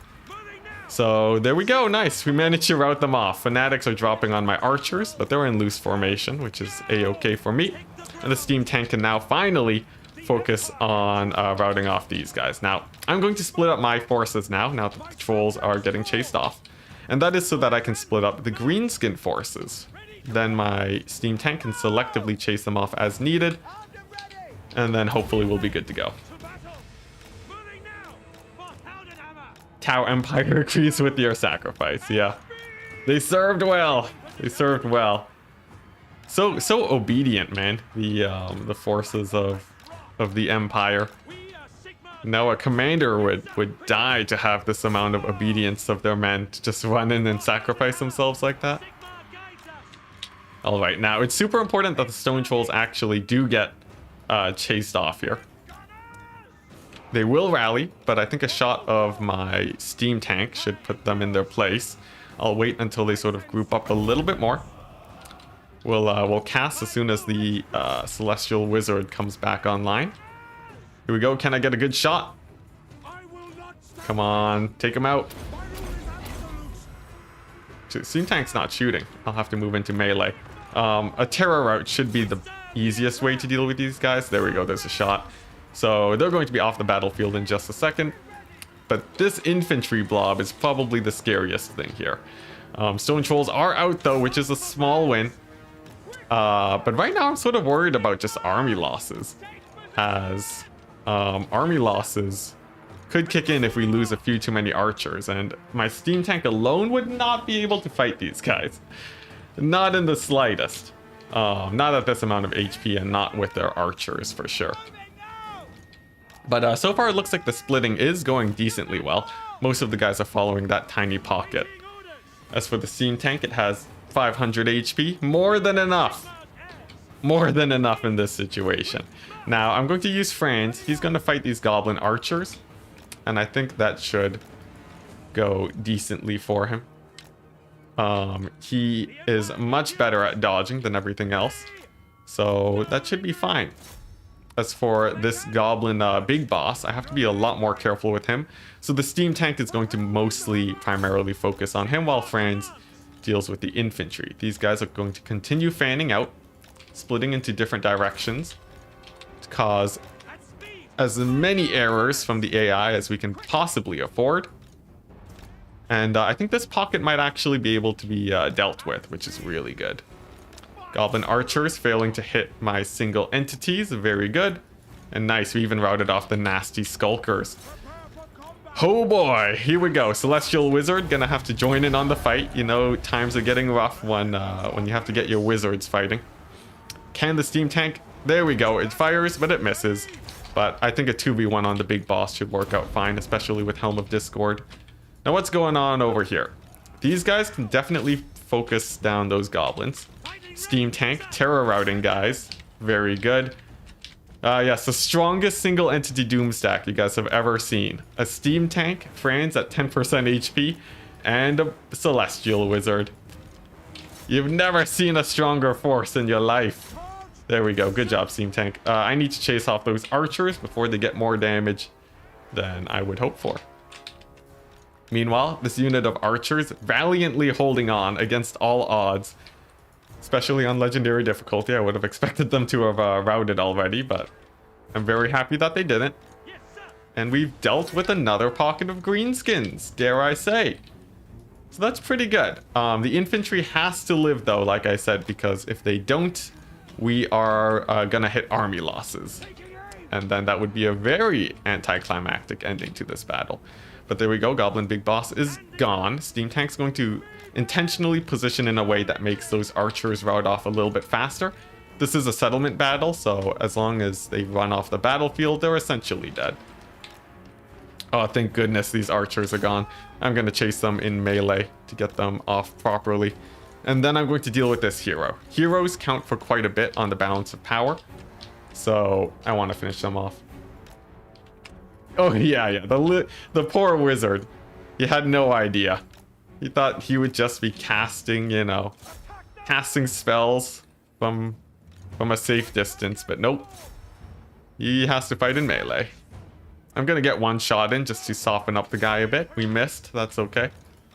As for my archers, oh man, these goblins hiding in the forest. Brutal, absolutely brutal. But actually there aren't too many forces left for the greenskins. Just quite good indeed. There are a few things that are quite bad, but the fact that I have the wizard helps balance the power a lot. And the steam tank's at the point where it's starting to just terror rout everything. So that's not bad. That's not too bad. I still have 4 range units. What could possibly go wrong? As long as we don't hit army losses, I think we do actually have this battle. But I'm down to so little infantry. I'm really worried, guys. I'm really worried. So let's just hope it all goes well. Orc Shaman, there we go, he's going down. Did he land a hit? No, he has not hit the steam tank. So very nice. And he's running for the hills. Sweet. We did lose another archer though, and another one just got caught by some goblins. Oh boy. Oh boy. I just need to regroup with these forces and then we're good to go. Alright. Let's see. Shaman is down. I'm gonna have Franz and the wizard chase him off. I don't really need them to do much else just yet. We do still have a couple range units. I think we're okay. The steam tank and the wizard have to count for quite a bit of balance of power, right? This army doesn't have any more wizards. This is what I said, guys. The campaign just gets exponentially more cheesy as we get more desperate. Such is the way of things. There we go. That AoE, amazing for routing off guys. And that's another unit of goblins gone. Let's go ahead and chase them off. Whew. Oh yeah, it is a very beat up army. But we're scrapping it, and we're doing okay in the scrap. Some more nasty skulkers revealing themselves. We'll take them out. Ammunition is really scary because as I lose ammo, we also lose balance of power. So I have to be really sparing on that front. But we just dealt with another pocket of greenskin. Splitting up your forces is always really nice. And I think we've finally bought enough space to go to ×2 mode. Thank goodness. Oh my gosh. Now there's a goblin here. There's a goblin here. Here. They are really spread out. The archers are mostly blobbed up over there. So that doesn't worry me too much. I think these guys are just off the battlefield too. So all I have to do now is just regroup and then pick off units with Steam Tank, Franz, and my Celestial Wizard. And we'll be good. And by good, I mean absolutely devastated, but barely keeping it together. If we can buy even a couple turns of replenishment after this battle, we are in such a good position. You feel like you're watching toddlers wrestling? Oh man. Yeah, it's just a huge scrap. Driving on empty is good content. Very exciting. I don't know exactly what you mean by that, but if it's good content, it's good content, I guess. Alright, so that's another unit down. I don't think I really need to chase him off. Instead, I'll dive in on these goblins. Once I have that explosion effect, it seems like they basically terror out immediately, which is really good. So I just have to wait for that to reset, essentially, as much as I possibly can. So in another 20 seconds, we'll deal with these goblins, and then my heroes are going to be the ones that deal with the archers. So there we go, goblins are now in combat. Steam Tank is in there, a big AoE, and they're routing. Sweet. Sweet, we're doing it, guys. We're doing it. I hope you all had faith in me. Gosh, this is turn like 5, guys. This is like turn 5 or 6. And we're having to cheese this much to win these battles. You're amazed at how scrappy I can play. It's the years of experience. I've completed a ton of campaigns in the past. And it's really fun to unleash, because in multiplayer, they do not let you cheese like this. You would get banned immediately. So, you know, it's like I've been holding back all of these years, guys. You know, no more goody two-shoes, Enticity. We're going maximum cheese. And it feels great. It feels great. Alright, thank goodness goblins are gone. Of course you have faith, alright. I'll take your word for it. Let's take a look at the HP. We've lost about 50 HP since we were last checking. So, not the best case scenario in the world, but not the worst ever. We got a nice corner charge on these goblins. Gets them to terror out without taking too much damage too. But it looks like they will rally. But where are those archers? I really need a way to deal with them. There's a few in the back, and a few over here. Just some goblins. Will they rout? Come on, rout, darn you. Route. And there we go, nice. Alright, so Celestial Wizard, you, my friend, are gonna start dancing in the middle of the battlefield to try and distract these archers for as long as possible. If you could kite in multiplayer, this would be a cakewalk. Yeah, indeed. Alright, so I don't know if I actually have to really chase down those guys. We'll see. Celestial Wizard is just gonna dance. He has enough HP where I'm not worried about him dying. In fact, this Steam Tank is squishier than a single human. Think about that for a second. A little bit scary, but as long as this guy doesn't rout, we're good. If he does rout, I might actually hit army losses, and that would be terrible. Because then I'd have to really cheese it up with the Steam Tank, and that's not what I am looking forward to right now. Alright, a couple shots from my ranged guys should help. The greenskin archers are using their ammunition on the wizard, which is really good. And then I think I can rout off these goblins on over here. So we will send this guy in combat. We'll give him a good combat buff. Charge these goblins in the back. I don't need to use my ability just yet, as They are dealt with. Steam Tank gonna have to dodge those shots. Still at 400 HP, which is good. Oh boy, and I think we can turn and rout off these Night Goblins. These guys are going to be really annoying here. But with the big explosion, I think I can rout them off. And that's like a few thousand HP dealt with that ability. Franz, too, has tons of buffs. The wizard can't buff him up, though. But overall, I think we're in a pretty good place. More goblins routing. It's just a couple archers left. Come on. Come on, we can do it. Under 400 HP, but these goblins are routing. It's just archers now. But let's not get too hasty, because if the steam tank dies, it's really bad. So we might have to continue pulling away these archers. They stabilized in their leadership, which makes things a little bit more dicey. Franz is at high HP though, right? 400, that's very high. He's gonna move in and fight these goblins. The steam tank is gonna move in to rout off the night goblins. We'll give them a few arrow shots. That should give them some trouble. There we go. Can I get them to rout? I think I can. I hope I can. There we go. Oh my gosh, which means you can finally dive in on these guys into melee. Steam tank is at 400 HP. That's very good. Celestial Wizard. Make sure Franz doesn't die, please. Come on.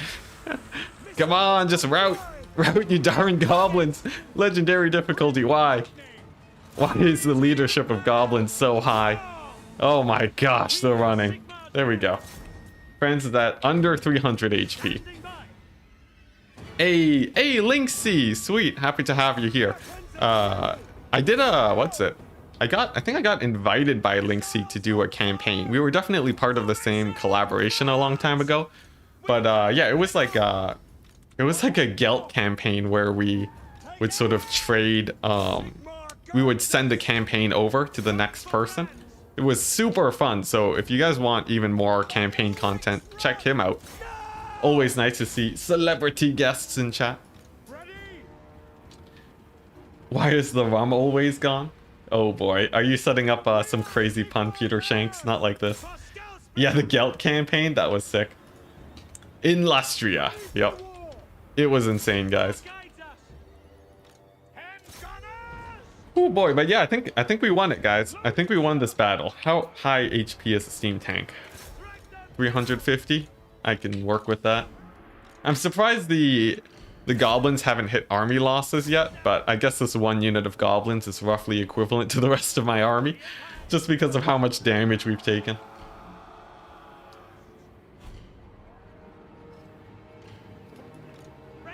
All right. I believe we're doing good. Strangely enough, these archers, if they ever catch these goblins, they will die. So I have to make sure that they don't catch them. But I think we're in a pretty safe position. I want to go and grab some water, but I'm afraid Franz is going to get shot to death. So we're just going to dodge with him a little bit while the steam tank moves in to help my archers. How you doing, Franz? Okay, you know what? You're actually taking a lot of damage. Let's go ahead and dance him around over here. If Franz dies to like 20 goblins at the end of the battle, that's just sad. That's just really sad, and I really don't want to risk that. Okay, Franz. Nice. You lived. I swear, if the Celestial Wizard dies to 100 goblins at the end of the battle, I would also not let myself down after that. Our Franz took 50 damage to these little goblins. Who would have guessed that the bane of my existence would be some goblin archers, guys? Come on. Just hit army losses. That's the only thing I would hope for. And this sort of emphasizes that I need to treat every battle with the utmost respect. Like that Empire battle early on, I took a lot of damage on my steam tank that I didn't need to. And look at how much pain that caused me. Look at how much pain. There is not a single pixel of green in this little bar here. It shows up a tiny bit here and a little bit more here, but jeez. Jeez, heroic, yes. Yes, I think that was a well-deserved...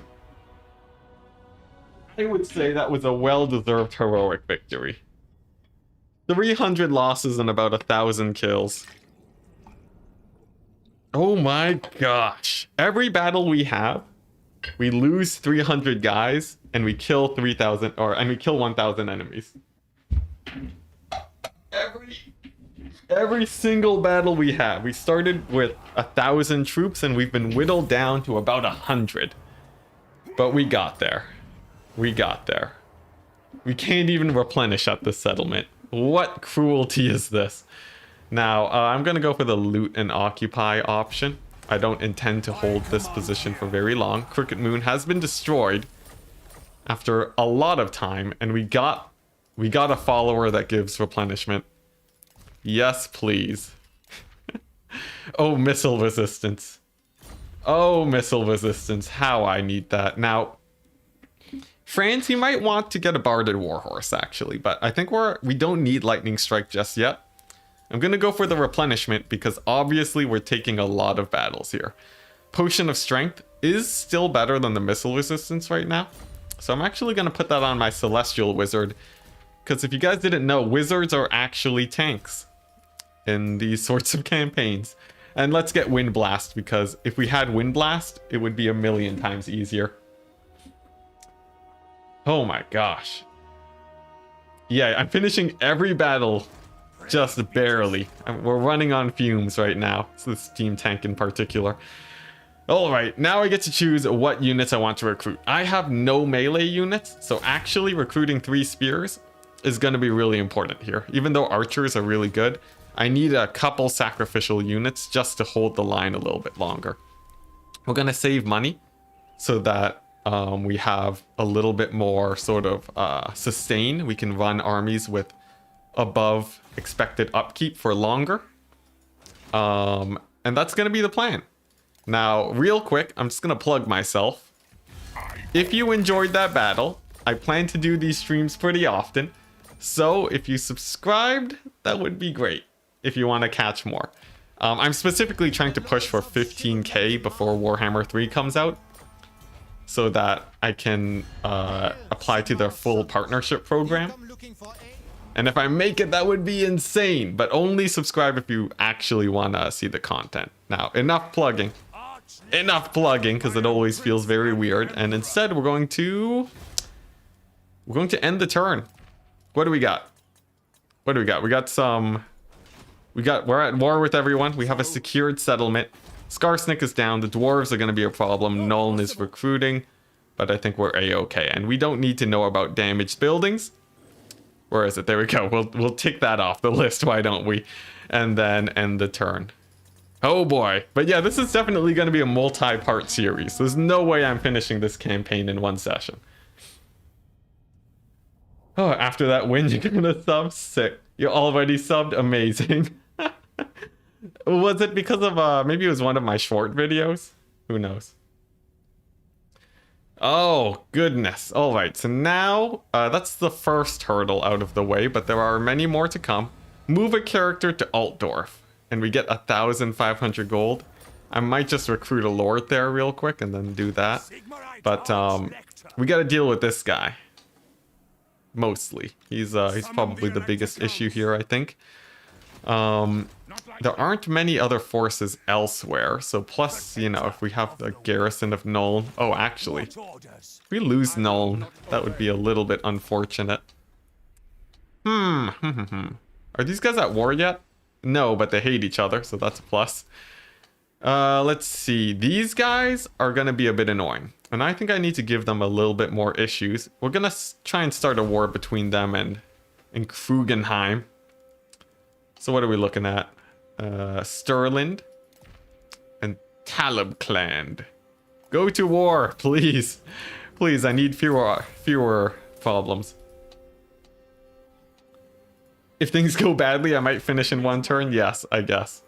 So we have 2 options. I can march all the way here and then fight this guy with my relatively battered army and a steam tank. This is good because it deals with the armies earlier, but it's bad because I'll be in march stance. Now, France has replenished pretty well since the last battle. The Celestial Wizard doesn't have Wind Blast yet, but if I can win this fight, then we're good. And we do have quite a few forces, so I I feel like we're gonna try and make the march. If he retreats, that would be terrible, but I don't think he would. I am Prince and Thankfully, the rebellious warrior of sea. Empire forces aren't too much of a problem.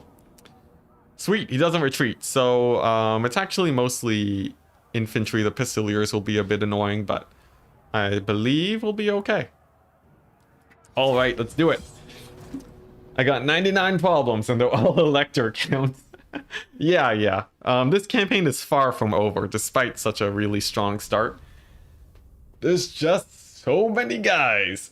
They just send wave after wave of men, and we have to take extremely efficient fights to do well. But, you know, that's what we've been doing so far, so I'm not too worried. Now, the Pistoliers are going to be annoying. The Archers need to be dealt with for the Steam Tank to do better. But overall, we should be good after that. As long as they don't siege my settlement and we get a turn of replenishment, we're A-okay. So it all sort of hinges on that. So let's begin the battle and see how it goes. We do have more forces than our opponent here. So by splitting up, I think I'll be able to make things a lot more manageable. In terms of the micro side, it'll be slightly less manageable, but his army will be easier to abuse. And that's what we're really hoping for here. In the meantime, friends, you go over here. Let's go ahead and set a few hotkeys, why don't we? And see how it goes. Now, these guys are expendable. The main settlement, I'm not too worried about them taking losses. And I'm much more worried about the rest of my forces. You really like the channel? The way I break down numbers is really useful. Hey, that's good to hear. If it wasn't useful, that would be pretty strange. I would need to take a look at my channel if people weren't getting too much information out of them. Although who knows, maybe just the pure entertainment of my videos is enough to carry them. But yeah, that's sort of the common theme that I've been sticking to recently. Just content that's sort of mildly useful in campaign. It's not like it's all pretty niche, let's be honest, but in terms of I need to run away this way. In terms of sort of in terms of like usability, generally I aim to have, oh man, I cannot think and play at the same time. Usually I can't when I'm playing multiplayer, but this is stressful. But yeah, I don't know, it's a weird type of content. It's weird because it's like super niche numbers that most people wouldn't really need to know, but it's sort of mildly useful to know. Also, one thing that's really good, I have my knights again. I can use them to distract the archers, so I will. All right, now Pistoliers. Thankfully, the AI, with its marvelous micro skills and decision making, has decided to commit a little bit too heavily on that flank and moved in early. So I have a pretty nice way of cleaning them up. This army in and of itself is not particularly large. So I just need to make sure that the archers aren't shooting my steam tank, and then I'll be okay. I have enough infantry here where I'm actually not too worried. If it was archers only, it would be a lot worse. So I think we're okay. I believe us to be okay. Over here, we're just continuing to run away because I cannot micro that right now, and I don't want to be inefficient. The steam tank is simply going to hold the line for the rest of my forces. Where's Franz? There we go. He's going to get in on the fight. Oh, he has a hammer icon. I did not know. I thought he was a sword icon, but of course the hammer makes a lot more sense. And the knights are going to chase down they're all archers, so that's actually pretty good for us. All right, now I don't know where their lord is. I think he's lagging behind. Yeah, he's a little bit slow, so I don't have to worry about him just yet. And as for my archers, I'm gonna kill the halberdiers, as they're probably the biggest threat to my sort of steam tank here.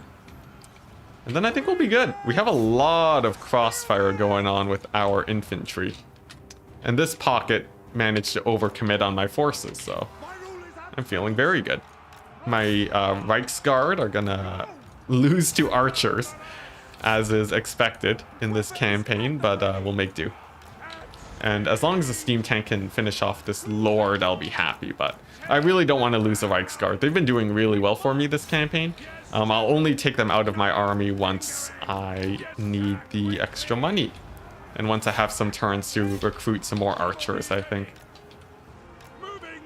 You learned about aiming vortex spells because of me? That's sick. Out of all the things, that's probably the most useful thing that I've ever brought up. I was so surprised when I heard about it too, but apparently some people just knew about it for the longest time and just never brought it up. Or actually, oh wait, no, Legend of Total War also knew about it too. When I made the video, just because I don't have a lot of time to watch Legend of Total War much nowadays, he had already discovered that trick, like, you know, a month or so ago. So I think I actually had like a few people accusing me of just copying stuff from his channel, which was always pretty funny. But yeah, it's great though. It's great. Very, very important to know. Useful in multiplayer and campaign. It's just so weird. The thing is, my entire career hinges on the idea that CA doesn't have good tooltips. If they had perfectly designed tooltips, I would have a lot less to talk about.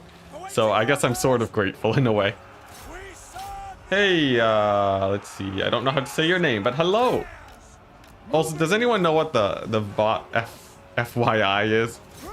I'm scared it's gonna make me say something terrible, but yeah, I have no idea what that is. Is that a bot? Should we be banning that? If it is, the moderators, feel free to enact your judgment. Also, a really good thing for finishing off lords, if you proc all of your melee attack and melee defense buffs at the same time, it will do a lot of work. And it's super important to make sure Franz doesn't take a lot of damage while taking that engagement. Also, I just noticed, I thought the fight was basically over, but it's not, because there's another half of the Empire army that I need to fight before we're actually done here. So let's make sure that we're not letting off the aggression at all here. Let's get the steam tank to try and finish off their lord. As always, killing off the lord, really nice leadership debuffs because it turns legendary AI into normal AI, which is very useful. Total War Warhammer 2 has a lot of hidden mechanics. Oh man, yeah, for sure. At Enticity as a bot, thank you, Biblington. Thank you. Swift Deliverance has been dealt to the bot. Has a lot of hidden mechanics. Really frustrating when you were a new player. Yeah, tell me about it. But it's really fun learning about all the tricks and so on. Now that you have more experience, yeah. It's cool. It's sort of like StarCraft, you know. I don't know how much of you guys actually play StarCraft, but sort of the idea of there just being a ton of like super niche tricks and micro mechanics that you can do that'll make you play much better. It's sort of cool. It's not for everyone exactly, but it's cool to have something like that where, geez, my guys are getting torn apart over there. But yeah, it's cool to have sort of those extra mechanics on top of the ones that are explicitly given by the game. It adds a lot of depth for sure. Makes things a lot harder to balance too, but it does add a lot of depth. Alright, but we finally defeated what I thought was a minor pocket of Empire forces. It turned out they were a little bit harder to finish off than I would have expected, but we got there. And now I can recombine my forces and finish off the second pocket. These archers are just going to have to run for their lives. Let's turn on skirmish mode for them. And this time around, the steam tank didn't take 1,000,000 points of damage, which is always a big plus. Oh my goodness. Steam tank's going to move on over here now soon. But first things first, I have to make sure that we get out of this forest. Forests are deadly for the larger units, and my archers don't do as much damage because trees do indeed block missiles in this game. Excuse me, so I have to be a little bit careful.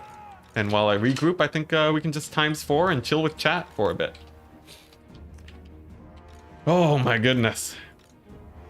Every battle in this campaign is going to be like this, isn't it? Until like turn 50, I presume. I don't expect there to be many one-sided battles. But nice. Now that we are in position, I can begin taking pot shots at their infantry. Hopefully that'll push them into army losses soon. I have quite a few heroes and the steam tank, so balance of power wise I should be actually pretty decent here. Alright, let's slow it down before we get overconfident. We gotta be careful.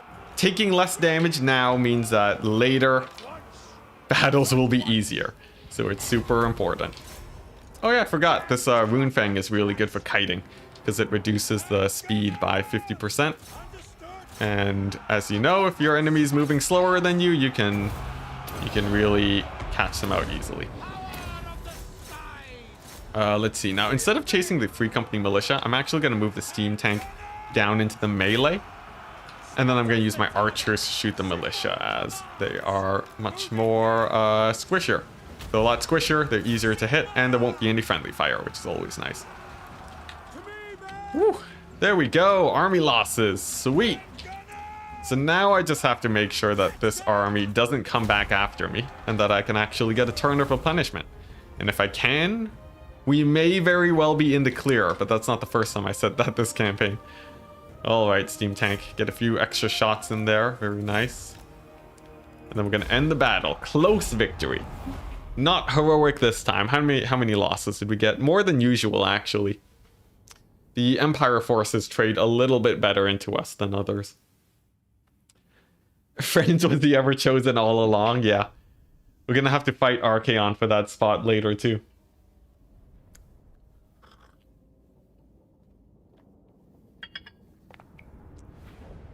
How did you get the state steam tank if you declared war on all the electors? Well, I just captured Nuln. I took over their factory and I made my own steam tank. Simple as that. All right. There we go. So that guy has routed. Took one of his items. Not likely. Now, I don't know how many armies are here at Nuln, but the big win that we get is this bad boy finally has an AoE ability. This is insane. Just because of the amount of extra damage it does, you could almost just kill an entire army on your own with it. This guy's gonna go on a war horse so that we can cheese a little bit better with that good old cycle charging. And I really need to finish off this guy, but I don't know if we can. He doesn't have a lord, which is good for us. We have roughly 100 archers, but he has a lot more. Does this garrison have anything? It doesn't. So it's a little bit sketchy. I don't think we can actually go for that. Not this time around. Let's see here. If I recruit, can I still... No, I can't. What if I move closer? Yeah, let's do this. Alright, Franz, we're picking up your guys for that sweet, sweet replenishment. Oh, I had a little bit of extra movement on Franz. That's a misplay. But, you know, what can you do? Bring me to my men. No. Alright, we got a little bit of recruitment. We got the Nuln support, so that even if 2 armies come into siege, we should be okay. And this guy can retreat too. Worst case, next turn we'll have our steam tank at half HP. Then we'll be good to go. Turn 7, we've secured 3 territories. Honestly, on the outside, it doesn't look like things are terrible, even though they are. Now, I would like these guys to dislike Gelt, but I don't know if I have enough Imperial supplies to do it. Let's see. 520. Okay, yeah, we can't afford that. We'll just have to hope that the other factions are distracted. 10,000 gold in the bank. Very good. I guess we just end the turn and hope. Everyone, a single prayer to Sigmar that we don't get engaged by a million armies. You hope you finish a campaign? Thank you. Thank you, sir. Oh, they delivered a mortar just for us.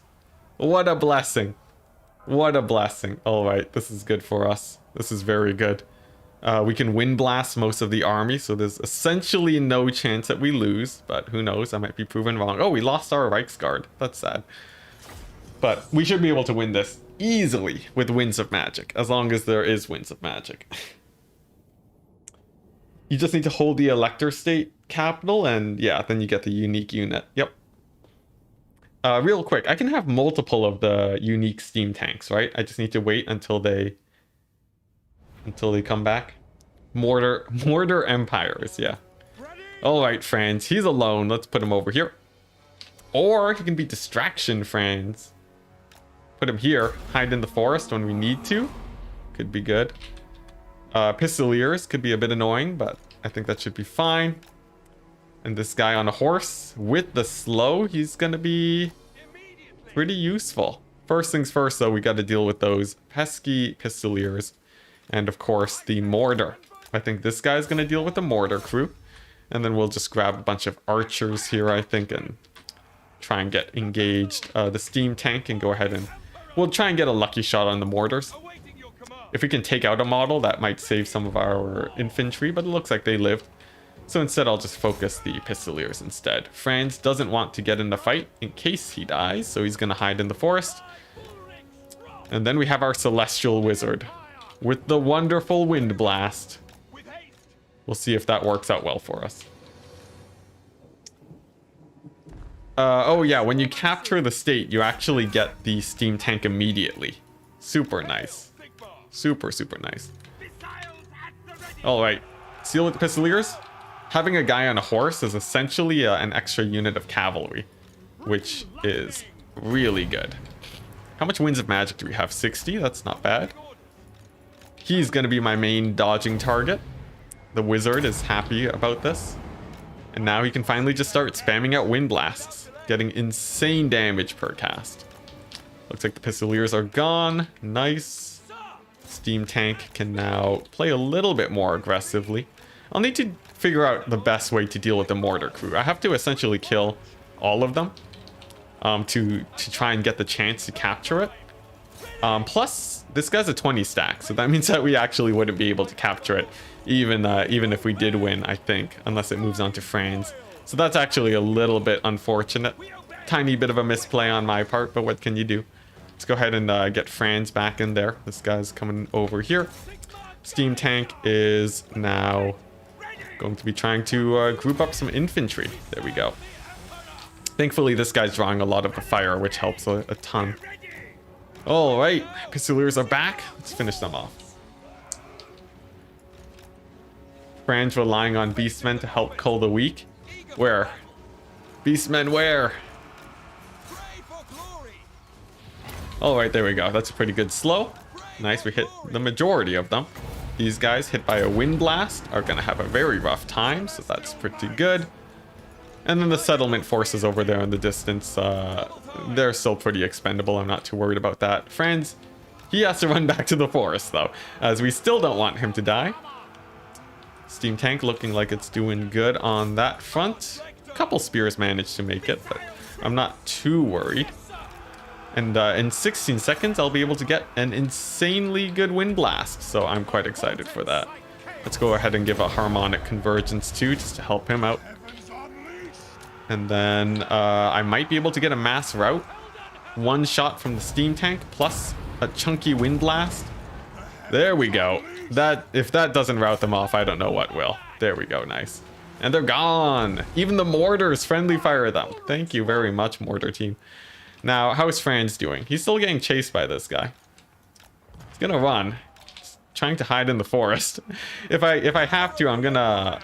You know what? I'm gonna send this guy to help him out. Franz is just... He's running for the hills. He does not want to take that fight just yet. Yeah, hopefully this guy can help out. The steam tank has taken a little bit of damage, but it should be able to help out the rest of my army. And I just want Franz to live and take as little damage as possible, because even though he does have pretty decent replenishment, he doesn't have that much. Let's go ahead and get another wind blast to start chunking those guys down. Then we'll be good. We'll be good. How's Franz doing? He's keeping distance. How's his speed? 34 versus 34, so not too bad. Meanwhile, over here, the settlement garrison having a bit of a more rough time. And it looks like I actually might lose my handguns, but that doesn't hurt me as much as you might think. I don't need that much armor piercing damage, actually. And they end up just being a little bit expensive.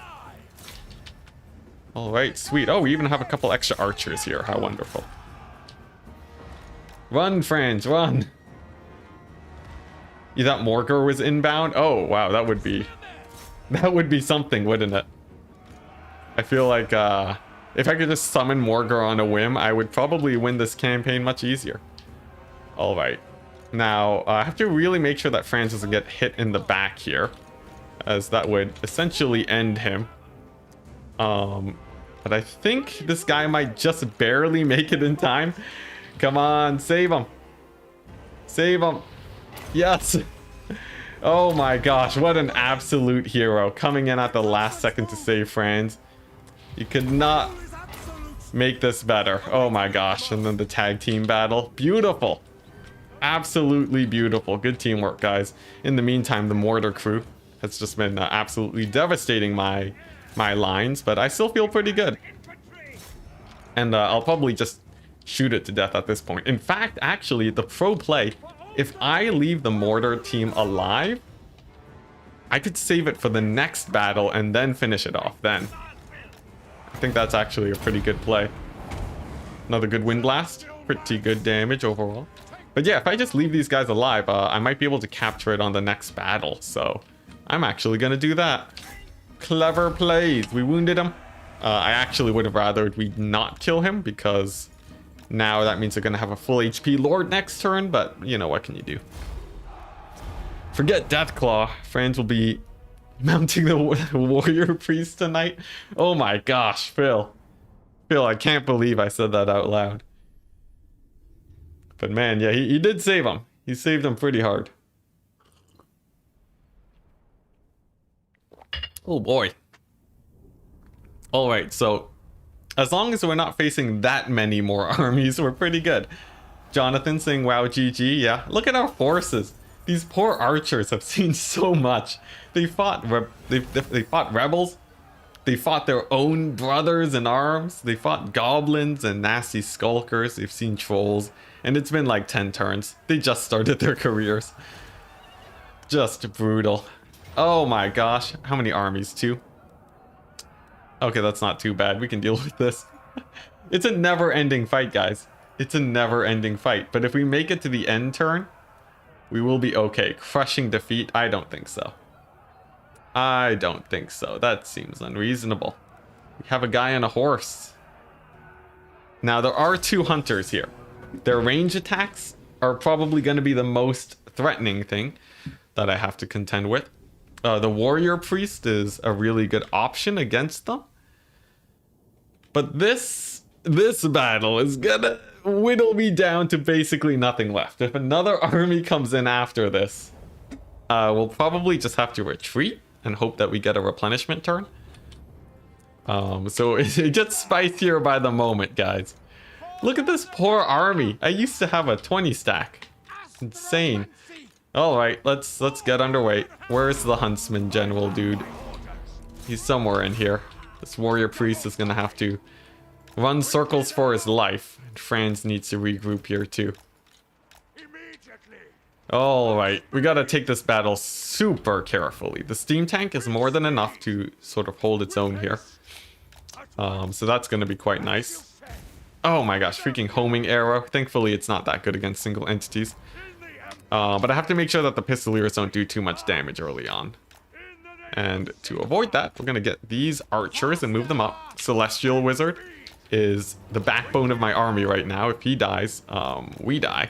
So I want to be really careful with them, but I really want to get those early AoEs on all these infantry units here. Let's go ahead and move these guys up. Archers to shut down the pistoliers. This guy, he's an absolute hero. Celestial Wizards, man. Amazing. Look at that value. He did 3,600 damage on the one volley. What a hero, man. All right. We're good. We're good.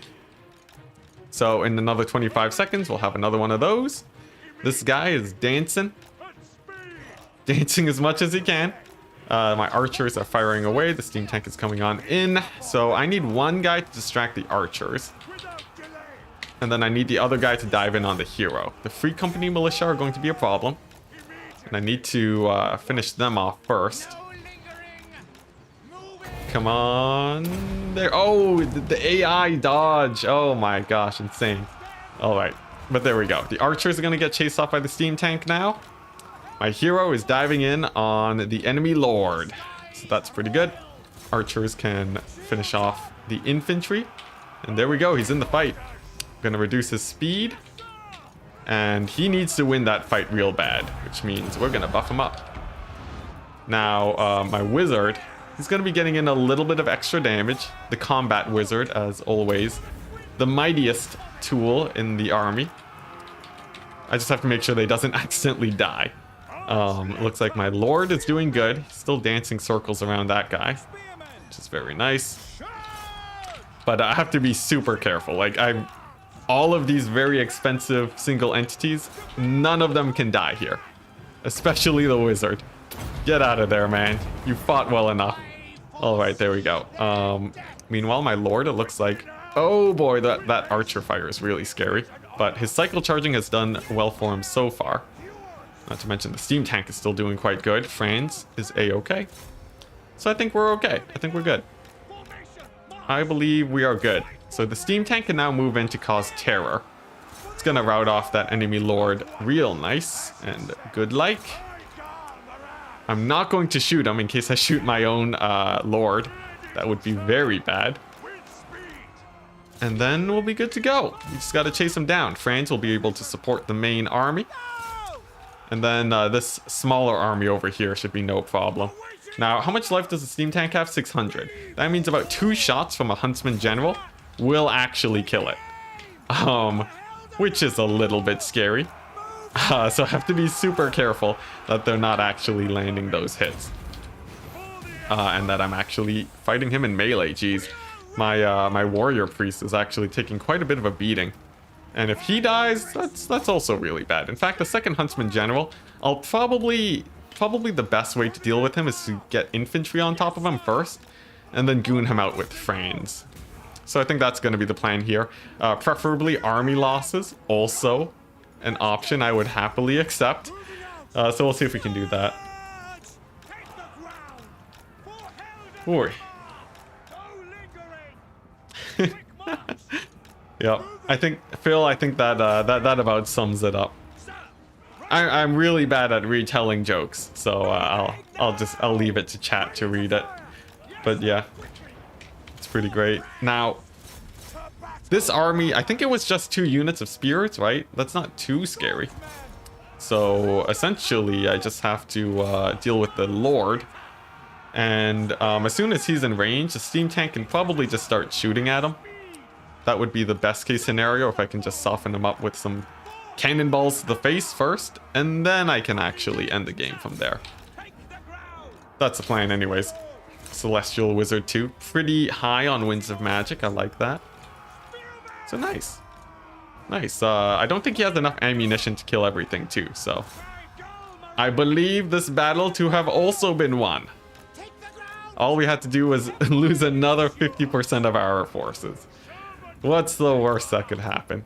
All this because I wanted to kill Skarsnik early. What was I thinking? What was I thinking? It's so risky. But nice. Is my steam tank in range of that guy? I really don't want him to just shoot the steam tank and have it blow up, because I would essentially lose instantly. So we're just gonna pull that up back for safety.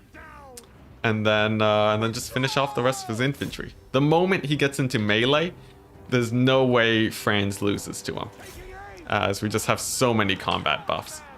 That will be fine. Another good wind blast target.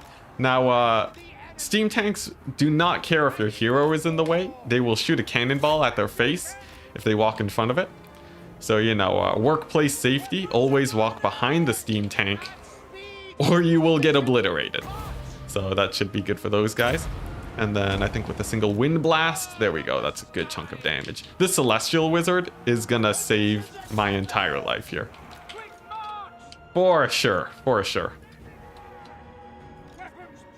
All right, nice. Steam Tank has actually done quite a bit of work to that, to their lord, which is really good. But he went invisible again, so I'm sort of worried that he's gonna come in and give me a few more issues now.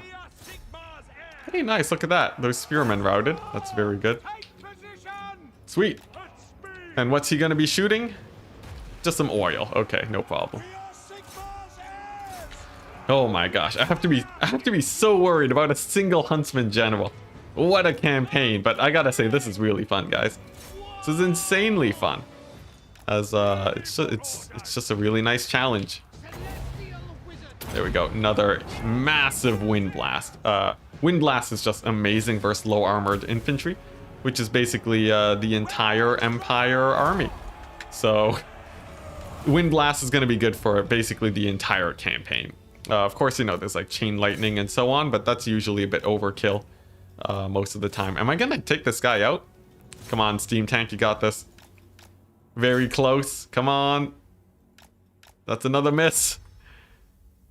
Oh my gosh. Did that kill him? No, it didn't. I sort of want to kill him just so I don't have to deal with more huntsman generals. I'd much rather deal with melee lords. But if he makes it out, he makes it out. Oh, I think he made it out. All right. Good for him. But we got a heroic victory, which is actually really good for experience. There we go. Our forces have been brought down again. Another roughly 50%. Slightly less, actually. But if we get the one turn of replenishment, we're set. We're set, guys. All right, Jonathan. Oh, actually, Phil, you're heading out. All right, thanks for the good luck. I think we may be okay, but it really depends. Let's get this 2% replenishment on our ravaged archers and just fingers crossed, hope that no other army shows up. Why did I have to open my mouth? Oh, goodness gracious. It's endless. It's actually endless. Fella needs some replenishment bonuses, yeah, for sure. Now, we fought off most of the armies. I don't think we can win in this situation. We're outnumbered pretty heavily. Let's be honest. So I'm pretty sure this is assigned to retreat at this point. That puts us pretty far away, and we warded off most of the other enemies. So that's pretty nice. It's gonna be fighting the garrison. Ooh, he has siege attacker? What's even going on? Does this... Oh no, he's fighting Franz. Oh, and he's in march stance. That's not good. Decisive defeat. Oh man, we're gonna lose Nuln, guys. We're gonna lose Nuln. But I think we're still okay. We're gonna lose Franz too. But let's see here. Can Franz work a miracle here? Can he... You know what? Okay, we're gonna auto-resolve this. We're gonna let it fly. He actually did a lot of damage to the huntsman general, which is nice. And they might have backed off. So against all odds, I think we're good. The secessionists didn't attack. Yes, replenishment. Yes. Oh my gosh. All it cost was Franz. All right, so sweet. We have another battle here that we can fight when Franz comes back. Thankfully, I think he's not wounded for that long, because I took the blue skill line. Let's see here. I think he comes back in like a turn. Nope, 3 turns. But nice. We got our replenishment. We got what we wanted. So we just have to survive a little bit longer. I'll go ahead and take the wind blast and another wind blast. That makes it a good deal cheaper. And I won't be overcasting it since that's actually not too useful. This guy does not need this skill line. In fact, he really just wants these abilities. But it takes 3 levels to get them. So that would be level 6, 7, and 8. So after this level up, there's not really many more I can afford because I want that Soulfire. Let's see. This one gives Wayfarer, which gives extra acceleration and deceleration for my units. I guess I might as well take that. Why not? He is on a horse, so that does help a little bit. And then we can do some cleanup now. We got Nuln with the ravaged garrison, and then we have this 20 stack that I have to worry about, but I think we're good. All right, Archlector. It's up to you. It's all on you. Hey, McWriterface. Happy to have you here. Yeah. Franz, poor guy, got demolished, but I'm happy that I transferred over most of the army before that happened. Otherwise, I would not have a steam tank, which would be really bad. It would be very bad. Right now, I think Altdorf is probably the safest place to be right now. So I'll probably retreat there to get a bit of recruitment. And I'm playing this battle just to avoid any extra losses. Alright, what are we looking at? A very small army. Celestial Wizard, a little bit more souped up. And we're going to use our settlement garrison here to fight. Just to avoid any losses, because as we've seen, every single unit counts. Each and every single one of them. The Emperor will return more powerful than ever. Yeah. And a little bit scarred for life, as he just got mobbed by a 20 stack of angry Empire infantry. But he will return as soon as he's done, you know, dealing with that. Alright, sweet. I think most of my archers here can actually clean this up quite well. How do you pivot units like that? So you select them, you hit Alt to move around, then you hit Control and then move left or right to do the pivot. You can let go of Control to then move around, and then you're set.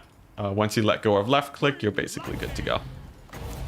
Tutorials. I foresee their deaths. He left us. Franz the Grey and will return as Franz the White. I hope so. If he's any amount as OP as good old Gandalf, that would be great. Spoilers, by the way, I guess. Hey, and Hammond with the $2 dono saying, we are Sigmar's heirs. For the Warhammer. Oh my gosh. The Empire, the lines for the Empire troops is amazing. Whoever did the voice acting for these guys is just great. I love it. Oh, right, there we go. It's very much in the theme of Warhammer to just scream what you are extremely loudly. Oh man, one of the big selling points for the game for sure, but not the music apparently, according to what's it? Not Giant Grant Games. The big reviewer guy, I forget. I'm sure chat will know. But there we go, pretty clean fight. I will take that 1% replenishment. So that's like 20 extra dudes that I get. Public order for days, I don't need that. Yeah, handgunners. I love the I am a bright wizard. That one's a classic. And yes, I need to save my levels on this guy now. Yeah, they are Pokemon, yes. Alright, let's get the Thunderbolt too, also quite nice. I'll finish off this army so that it's just these guys that have siege. And we might even get a mortar, guys. That's pretty exciting. Let's try and do that. Yeah, actually they can only yell out their names. That's what makes them special. Oh my gosh. Alright. Let's see if we can steal ourselves a mortar. If we do get the mortar, kiting, we'll have to unman the artillery. But overall it would be huge. Huge, absolutely massive. The extra damage that you get off of it is crazy. Because we're fighting so much infantry in this campaign. Not to mention it has siege attacker for our second army. It's a huge boon. You love the Wild Riders one? I don't play enough Wood Elves, so I don't know that one by heart. Better than a dumb wizard, yes indeed.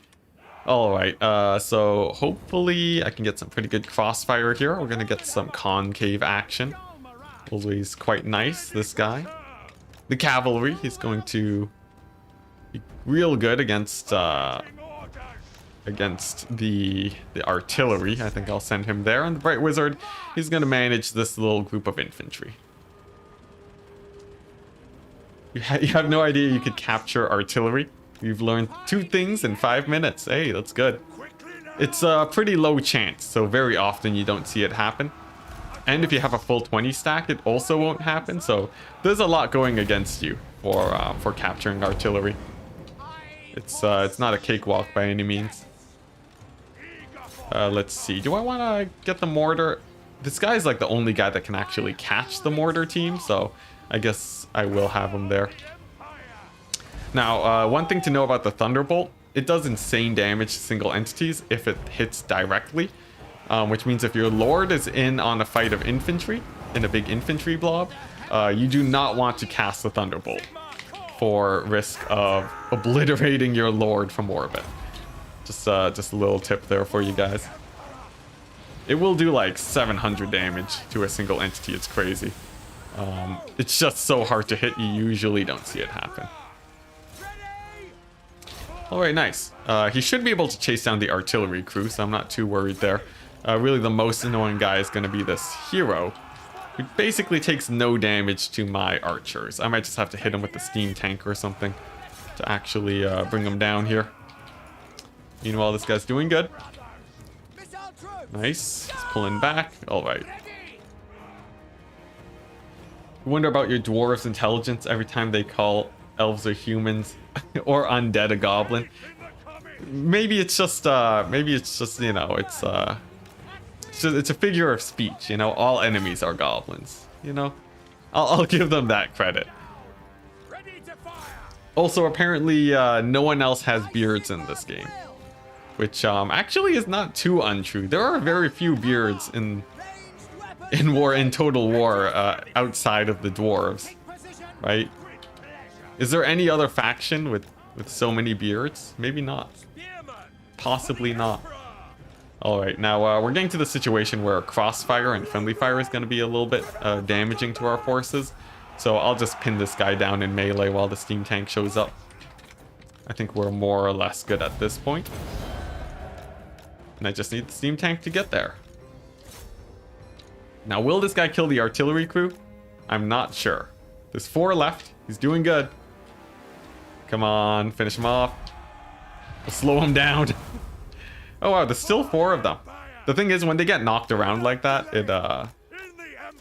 it makes them take less damage, and it can really make them hard to attack. So if this crew actually gets away, that would be a little bit unfortunate. Look at this guy, he's just derping around. All right, my dude.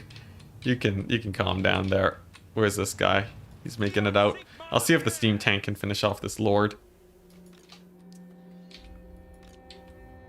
Yeah, can I survive? The big question of the thumbnail. Who knows? Who knows? So far, we've been doing pretty good. We're almost at double-digit turns, which is a big milestone. Ooh, nice, we knocked him down. Get him. Let's see. Yeah, he's probably gonna get out too. I'll take the decisive victory. Wolfric has a pretty sick beard. Okay, that's true. That's true. I guess Empire have pretty nice beards. There's no elves with beards, right? I feel like that'd be weird. Probably none of that. Let's see. What other factions are there? Greenskins don't have hair. That is canonical. That is true lore. They just have like squigs for hair, I think.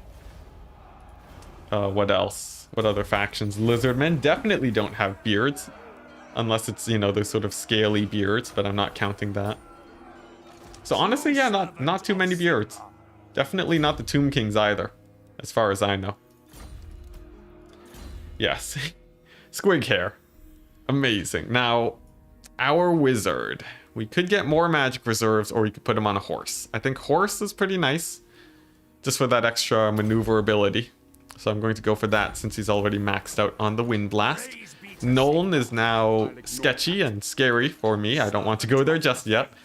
So this guy's just gonna back up over here and hopefully be safe. Please be safe and give me more infantry. Excuse me. So we have a good amount of authority, but right now it costs a little bit too much to convince people to fight each other. So none of that for now. Imminent rebellion. What, Altdorf?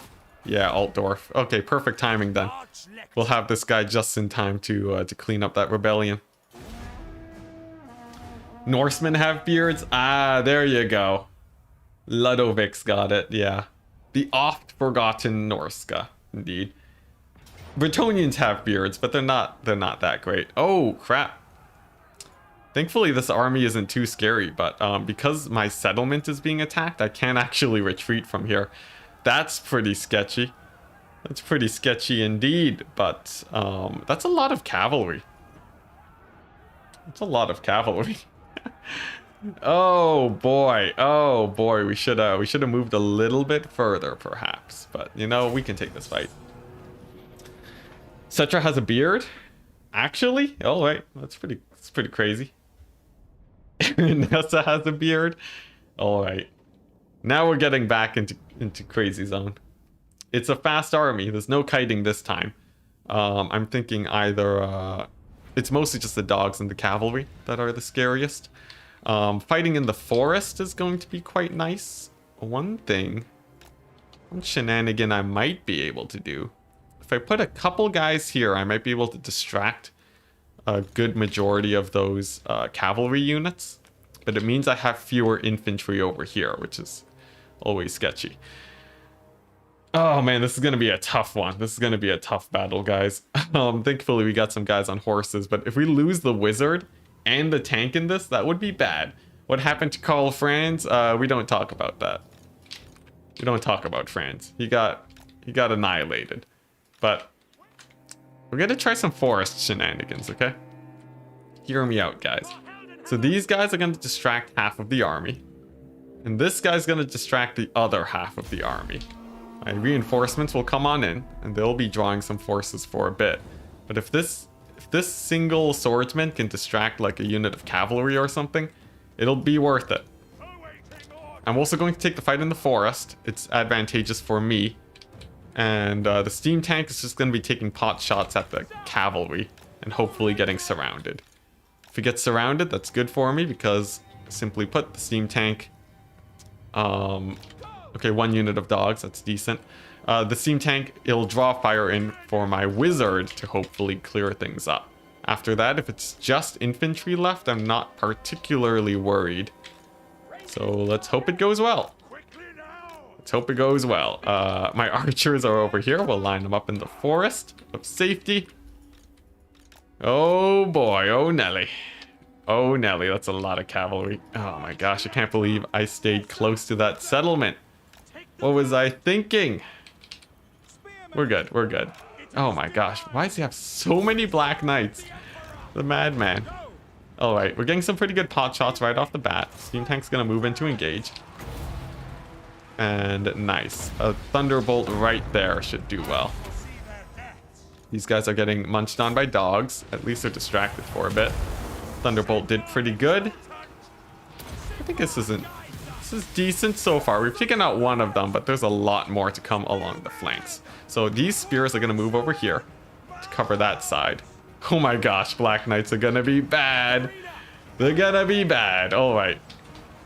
We got the spears in the way. Let's go ahead and grab these guys. Pull these guys over here. Okay, that's 1 unit of Black Knights gone. Spears are over there. Steam tank is going to position. We want lengthwise shots down these units of Black Knights. If we can get like huge shots like that, we'll be pretty good. I think it missed. Okay, we need another big chunky Thunderbolt here. Thunderbolt is probably going to be our win condition here. And that's just going to need to hard carry us. How are these guys doing? They got murdered by dogs, but you know, what can you do? Sometimes you just get murdered by dogs. Alright, nice. Those knights have taken quite a bit of a beating. They're going to take some archer fire. Steam tank just needs to take pot shots at the cavalry as much as it can. The dogs are less of a worry, specifically because of wind blast, but it's not like it's going to be a cakewalk by any means. And I have a limited amount of... Oh no, we're going to lose this fight, aren't we? That is very bad. That is very bad. The realization is dawning on me. But we'll continue to fight. If we can take out most of these forces here, I think we're okay. Let's see here. The dogs are engaged, but we can get them to clump up pretty hard. So I'm hoping for that. Steam tank's going to move on in. This is a good time for a overcast wind blast. There we go, right on top of all those dogs. That is some really good damage. That is some really good damage indeed. Steam tank's gonna move on in. It's gonna go for a big explosion. Try and take out a bunch of these dogs, hurt their leadership a bit. But we're just gonna have to try and survive here. And try and avoid as much damage as we possibly can. We got another Thunderbolt over here. That should work out decently. But yeah, I don't think we can win this. It's a lot of cavalry, guys. Oh, maybe I should have marched? I don't know, it was risky. Alright. Plan B. Plan B. We're gonna go for the ultimate corner camp and hope that a steam tank is OP enough to win it. If we hug the edge of the map with the steam tank, it will be less prone to being surrounded. And then hopefully you can just use this explosion ability until we crumble away most of these forces. But that is bad. That is real bad. Let's get to the edge of the map real quick. All right, here we go. Can a steam tank pull a miracle? I don't know, but I sure hope it can. Here we go. All right. All right, here we go. We've established the perfect position. This will maximize the value of the steam tank. We have an explosion, which doesn't do that much damage to armor, but it should be able to last at least a while. I'm hoping that we'll be able to kill some knights, but I don't think we will. I don't think we will. Now, as long as Altdorf doesn't get sieged, I think we're still in a decent-ish position. We are killing a few bats. Some of the dogs are crumbling too, which is nice. But what I really want to kill are these knights. They're probably the biggest threat here. Steam tank down to 1000 HP. Honestly, this isn't a terrible position here. What, we've killed like quite a few of the knights. Can I get a cannonball shot in? No. Yeah, I know. We lost the wizard and the tank. It's rough, but if we just get a second army up, I think we might be able to recover. Just sort of camp and ambush at our main settlement. Not to mention, because our guys routed, we might not have lost our army, but we might have. We'll see. We'll see how that actually pans out. I think it just stops you from retreating, but your army might actually live. So we might still have the wizard.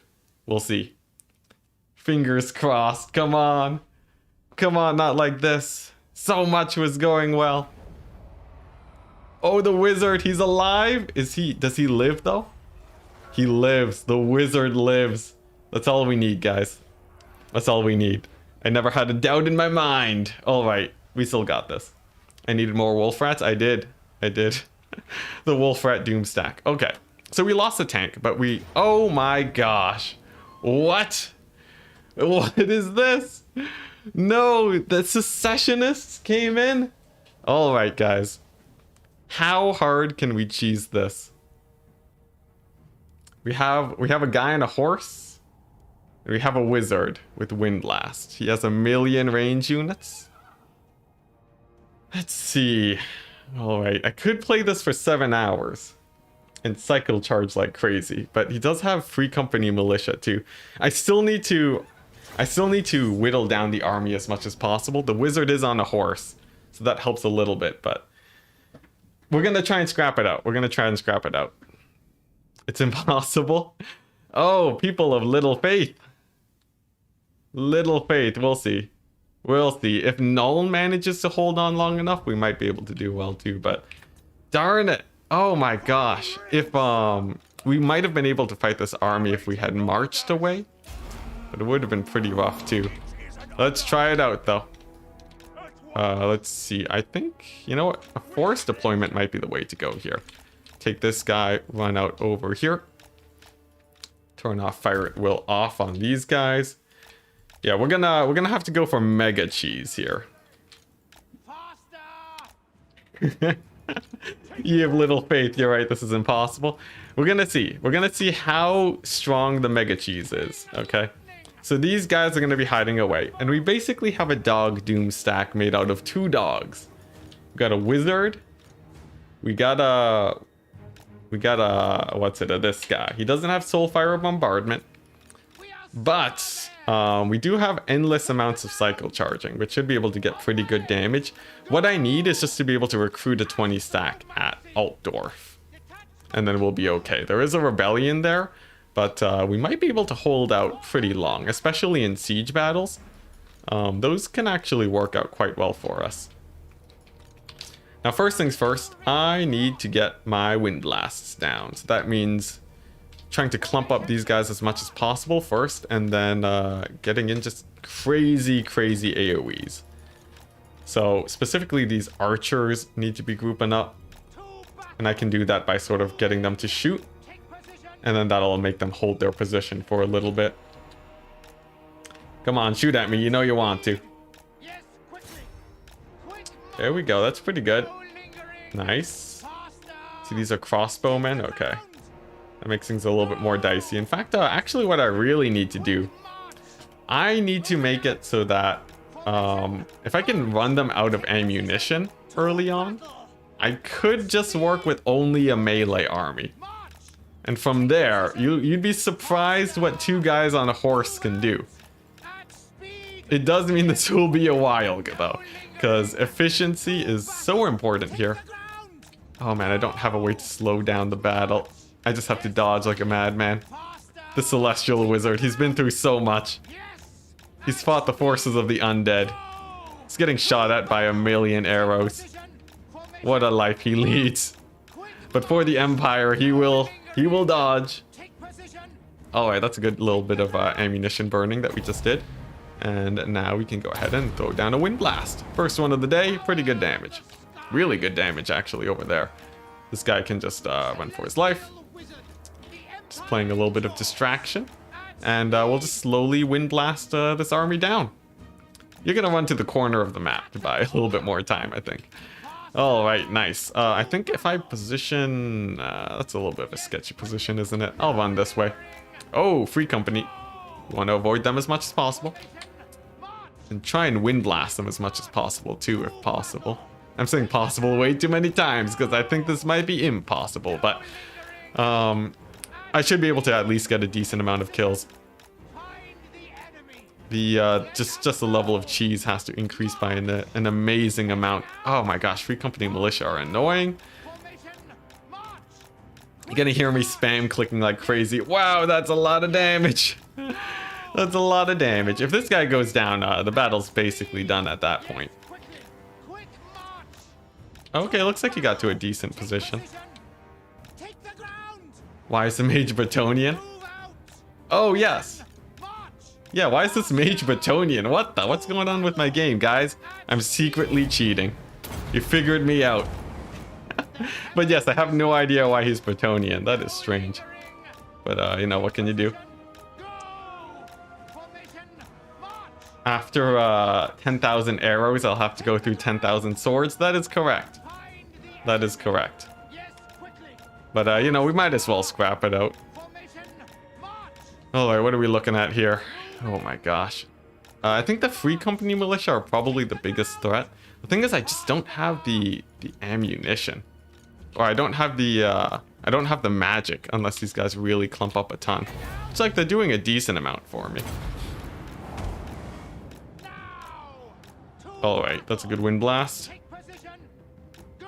We'll scrap it out. Well, I should not speed up the game. What am I thinking? That's insane. Alright, let's keep dancing. Man, we were 1 replenishment away, but I guess we would have had to keep scrapping out each battle.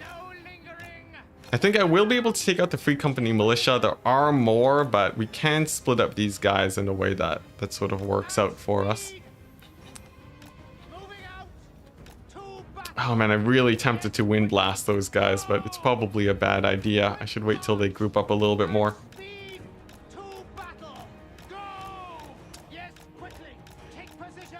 Yes, this will take a lot of patience. The biggest downside is that the Free Company Militia are probably going to be the end of me. I can dodge arrows pretty well for a really long time, but Free Company Militia are a pain with their bullets and move while shooting.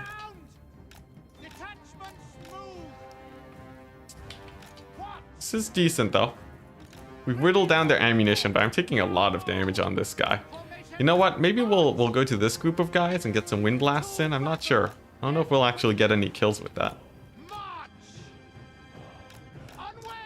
Smart that he decided to join the Empire instead of being a peasant. I'm pretty sure he's regretting his life choices at this point though. Looks like these guys are trying to regroup. I'm not sure what their plan is. But for me, #1 priority is to burn as much ammunition as I can, as that's the most important thing.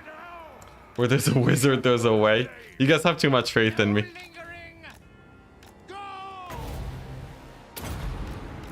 Oh man, he's just barely too far away. Hey, I can get them to do some friendly fire damage on their swordsmen here. That's pretty cool. my shield. Let's get another wind blast. At the very least, I want to whittle down their archers. And that's pretty good damage. With haste. Without Okay, nice. We're gonna whittle down the archers. We're gonna whittle down some infantry. I'll continue to target down those guys specifically. And then we're gonna move on and see if we can hold the capital. with speed. If we can't win our siege battles, then it's all over, guys. But siege battles are pretty well to our advantage. We will have Franz in a bit. So there'll be Nuln and then there'll be Altdorf. And Altdorf has decent defenses. Man, this guy's just taking a ton of damage from archers, though. It's not pleasant. Immediately. Alright, I think I have another wind blast soon. I'm gonna try that out. Orders. At once. Oh, nice, nice. They're grouping up. They're grouping up. Oh, that's a good wind blast. Alright, so like one more of those and then they should be Quick march. losing models at that point. So that's pretty good. In fact, they already lost quite a few models, so that's decent. It's decent, guys. With speed. They'll get replenishment while taking Grunberg, though. With haste. Quickly now. Well, the undead already took Grunberg, so at the very least, these rebellious guys won't be taking too much of an advantage there. Without delay. Okay, we got some pretty nice blobbing here too, but nothing amazing worth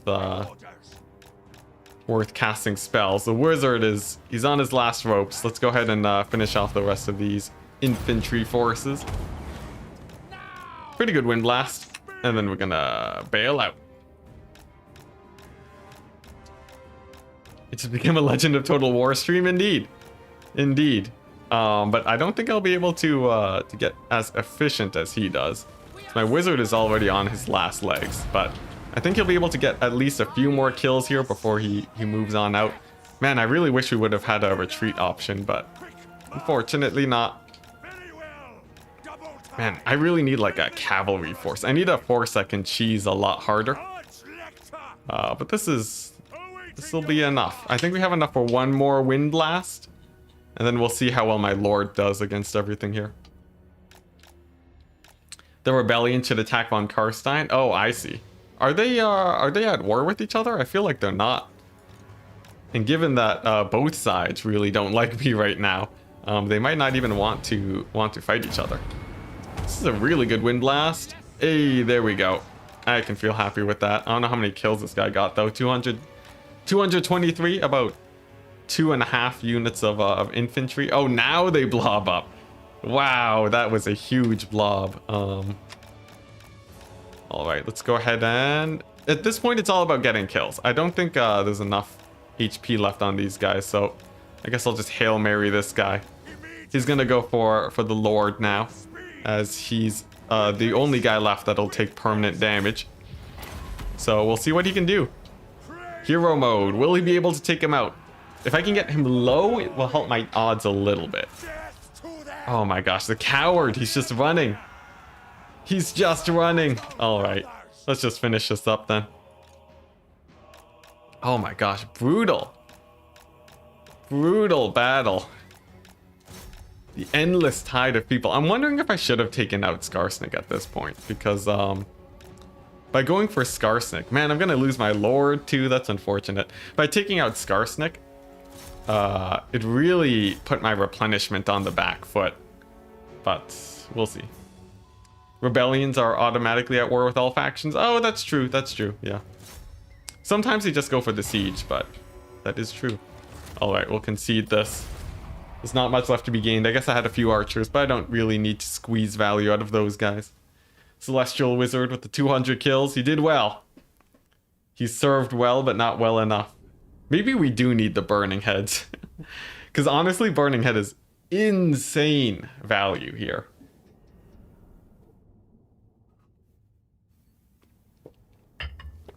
If we do manage to capture a tier 3 settlement, that would be it. But let's see. Let's see, Grunberg. We got the undead there. They're chilling. We got Nuln, but it looks like these guys might have been distracted by something. You know, maybe it's time to dump our thing. We're gonna get these guys to really dislike Gelt, and maybe it'll put them a little bit on edge so that we can take these settlements. Then we have two options here. We have Altdorf, which is going to recruit another one of these guys. There we go. And guess what? There's a new place in office for you. You're going to go there. Does that give us a steam tank? It doesn't, but it continues to replenish. And we're going to take another one of these guys. Another Arch-Lector. He's going to go over here. We have tons of money, which is in our favor. Let's see. We're going to go for, yeah. We're going to go for army buffs. And then they're going to start recruiting. And then we'll see how that plays out. Fire Wizard would be great. With full HP Wizard, it would be more easy. Yeah, but we don't have enough Winds of Magic. We're very limited on that front. Alright, nice. He's going to recruit archers. If we get a full 20 stack on either of these cities, they'll be able to hold out for basically forever. And then we can sort of resort to that helping us out here. I might as well upgrade some of these buildings since we have $1 million that we can spend. We'll double check to see if we can recruit heroes. We can't. Alright, let's go ahead and see if there's any more wars we can declare. And now the hold begins. We wait for Franz. Where is Karl? He's recovering. He's recovering from his wounds. He'll be back in like 3 turns. It's fine. Alright, Wizard down. Wizard down. But we do have these settlements. We got Nuln trying to take back their city. I don't blame them. So it's going to have to be an Altdorf hold. Not the worst. As soon as we get Franz back too, he will be able to lightning strike his way out of here. If all goes well. How big is this army? Fairly sizable. What do we have? We have a Nuln. And a really beat up garrison. So Nuln is going to go down. Which means that there's going to be no more steam tanks. Unless we hold for an absurd amount of time. Or if he goes to war with Gelt. But what are the chances of...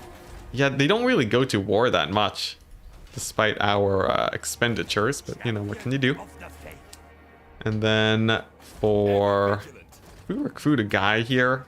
An ambush stance with him. Does that work? I guess we might as well, right? Let's just get a sacrificial guy in here. We'll get this guy. And he's just gonna stand there and retreat. If he has to. We'll give him combat buffs. No, we'll give him full combat buffs. Yeah, so maybe he can bait the rebellion into attacking us and we can win a battle there. That would actually work out decently in our favor. Oh, we can rebuild Karl. We have the skill points. We can make him better than he was. Better, stronger, faster. Hopefully, fingers crossed. Things have stabilized a little bit. There we go. Oh god, we baited the wrong guys.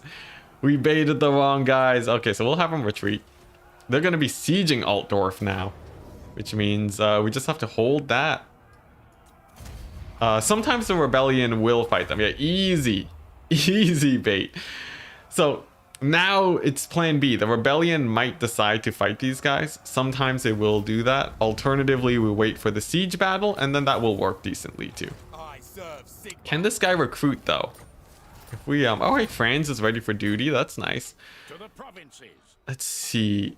Actually, can we do some sneaky stuff with this guy? If we can take a settlement, that won't help too much. If we move over here, you know, we could replace him with Franz, but he'll probably die immediately, so that would be a bad idea. We can't recruit there. Okay, you know what, this guy? Plan B. He's hiding in the woods, so that if we're able to recruit the steam tank, we'll be able to get that together. What do we got here? No more extra armies to fight. So it hinges on our defense of the siege battle.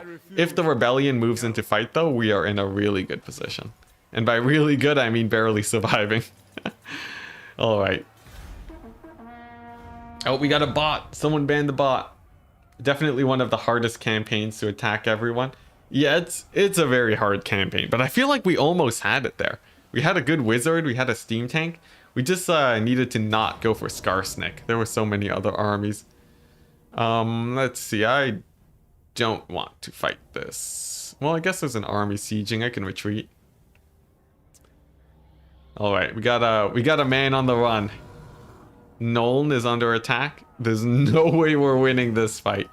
Goodbye, Nolan. You served well. Can't you replace him with Franz? I think you need to have a... Let me check. Let me check. War fervor. We'll do the good old... yeah, we'll spend the money.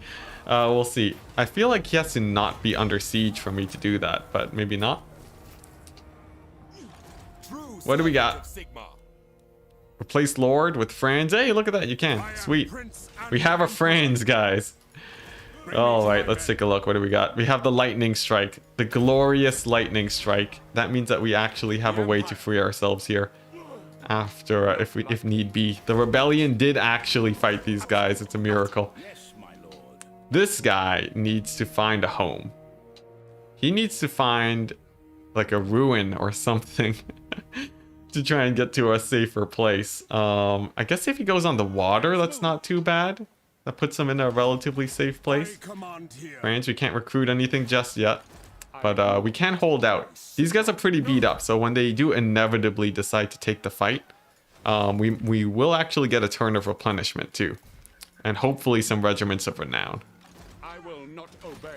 Does anyone hate the vampire counts? Is anyone at war with these guys? No one. Alright, here we go. The siege of Altdorf begins. We have a tier 2 settlement. We have a bunch of knights and crossbows. And these guys aren't allied yet, so we'll be fighting them one at a time, which is really good. In fact, if I don't need to fight them just yet. We'll wait. We'll play the patient game. Alright, so we got Franz back in action. He's going to be leveling up. And then the goal is to just try and fit in some archers, really. We just want to get a few more extra recruits, because what we have right now is definitely not very sufficient. This guy too is going to have his work cut out for him. He'll have to find some sort of target to fight. I have no idea who, but he'll be looking. And what do we got? Let's see here. Oh yeah, a lot of these upgrades aren't too useful. I guess we'll go for the growth. We're in it for the long haul. All right. Now, while this happens, the armies are only going to get stronger. So Franz is going to have to start winning a lot of consecutive battles to do well. We got 5 turns. That's about when they're going to attack. And we have the backup plan of this guy. He's going to find some sort of ruin to settle. So he's just going to sit tight on the water to sort of look for a better home. And we just wait for the siege now.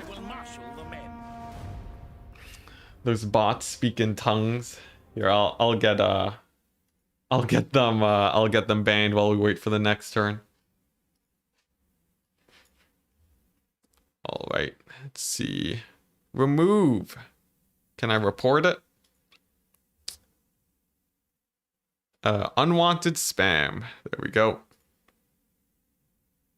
And then I'll remove the other bot. Report. Spam. There we go. The bots have been dealt with. What do we got here? Oh my gosh, they're coming from the water. Yes, we got RORs. Thank goodness. All right. So that means all right, we're going to put him on a horse. We have decent replenishment. Do we have any of these? Hey, public order. We actually don't want public order so that the place can rebel a little bit faster. We got Franz on a mount. He's on the run. Can I get over here? No, is there an army there? The greenskins. All right, they're really... Get back on land. Get back on land.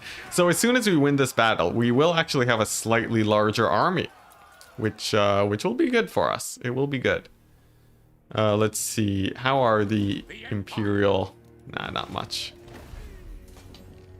All right, we wait. We continue to wait, guys. As soon as you see a female name, it's pretty suspicious. Yeah, that too. Always on edge, guys. But I think I have like a... I do technically have a 1%-ish female viewer base. So there may be one person to not be suspicious about, but that's about it. The rest are bots, guys. The rest are bots. Oh, what's it? The tank. Yeah, the tank loss was really bad. Losing to the undead army. I could have had like a huge 20 stack here on in my main settlement, but such is the way of things. Oh, did they swap out armies? Oh, they swapped out for Talib clan. I think Boris decided to move away. Now this guy, can he not even move? Oh boy, this guy has him cornered. He can't even move. The only move is to fight. Unless I move and retreat. Does that get me any further? No. Alright, we'll stay there. He might be able to retreat to a safer position. Alright, what do we got, Franz? It's you against these guys. Now there are 2 armies here, which means I probably have to lightning strike this and try to win. Otherwise, it's just too many armies. How does this look? Does this look at all winnable? We have Franz on a mount. He has decent buff. He doesn't have any AoEs. Do I even have enough ammo to take these guys out? Like, I don't think this army will be able to win it unless the mortar really works miracles, but there's just so many crossbowmen. I think I have to win this battle to stand a chance. Let's do it. Let's do it. It's Franz and 3 archers.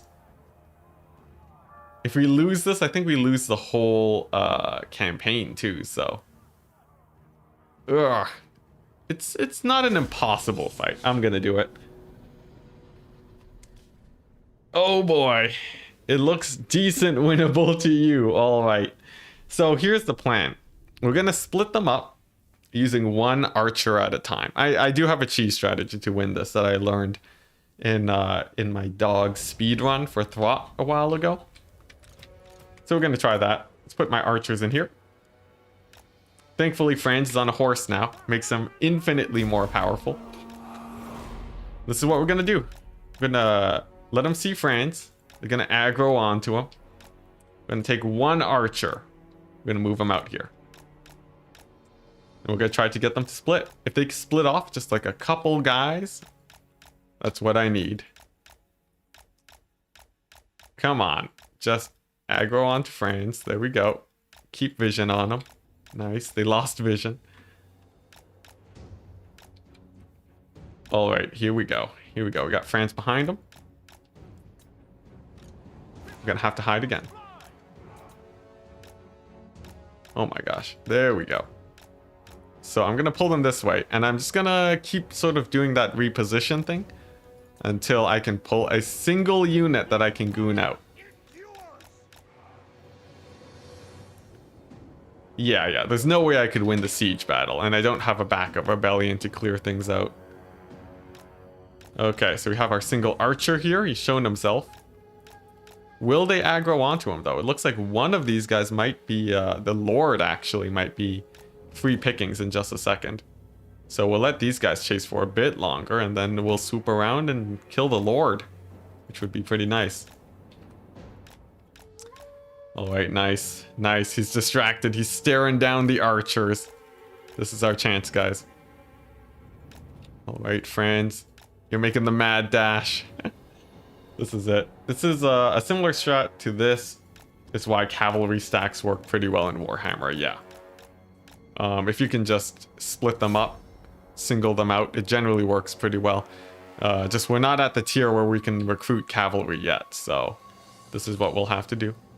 Thankfully, it looks like this guy got ahead of himself a bit, so Franz will actually be able to get a pretty clean engagement on him here. I don't think he has charge defense or anything. So I'll wait until they sort of stick in a continuous fight. And then, whoa, wrong button. There we go. Franz just continuously knocking him down. There we go. Now they're in a sustained fight. Franz can go ahead and fight him one-on-one. And if he can deal with him fast enough before the infantry shows up, I think we'll be okay. Oh, nice. He's trying to retreat to his men. Yes. There we go. Come on, Franz. Just land a couple more hits. There we go. Nice. That's pretty good. He did miss. But as long as we can take him out, we're good. Even at half HP is quite nice. And this unit of archers is going to head on back to safety. Now the Free Company militia, as always, are going to be a bit of a pain, so I'll have to avoid them. But this is pretty nice. This was a good first engagement. Franz didn't even take a single hit from their lord earlier. So that's pretty good. And then we're going to pull them this way. Whew. Nice, we got a good few hundred golds worth of damage. It's 450 damage value. Quite nice. Let's get another archer unit, have them go over the hill. Nice. I think we're... Yes, we pulled a single unit of swordsmen. They are in for the worst time of their life. In just a second. Alright, let's get our archers over here. We want to shoot them in the back because ammunition, funnily enough, is an issue right now. And then Franz is gonna swoop on in and try to deal with them too. Alright, we will cheese this to victory. We will do what we must. And then we might just be able to win it off the backs of Regiments of Renown. We'll see. Alright, nice. We can get a solid volley off over there. This would not be possible without forest ambushes. Nice, that's a good volley. These guys have to pull back. Really good way to get the AI to stop chasing you. If you turn on skirmish mode, it's really good for just getting them to shoot the other way. All right, nice. That's a good volley too. Oh, will they rout? Come on, please rout. If they rout, that'd be amazing for me. Just gotta hold Altdorf and cheese siege against the next 100 siege battles. Yes. Can't be that hard, right? Oh, hey, we actually got them to rout off. That's really good. All right, the cheese continues. We are unbeatable. I can't believe it's come to this, though. I was really hoping the siege tank would hard carry us, but it can only go so far. But a single siege tank. But hey, this means I get to sit back, relax, and chill with you guys for a bit. How's it going? How are you guys enjoying the Slaanesh news? I'm excited to check out the video later today, but seems pretty exciting overall. Oh, I need to keep Franz visible. What ripoff is this? Alright, Franz, get into the open over here. There we go. Nice, and we got another challenger to face off against the archers. I can't believe it's come to this, guys. I can't believe it's come to this. And I was here hoping my micro would carry, but in the end, cheese for the cheese gods. Legend would be proud. Alright, nice. So these guys should be able to be dealt with fairly easily. Can speed up time a little bit since there's not much going on. We got the high ground bonus too here for our archers. Very cost efficient. There we go. Nice big old volley on them. We're shooting onto their shields, but I think we have enough ammunition where we're not that worried. We'll see. Maybe I should be playing it a little bit more carefully. There we go. We'll turn on skirmish mode on these guys. That'll make them nice and uncatchable by the AI, since it means our guys are essentially controlled by the AI. And there we go. That's these guys down.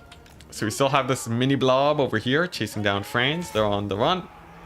Let's go ahead and chase them down. Are these guys shielded? They are. That sort of sucks. I think I need to give them a big parting volley just to make sure they don't come back.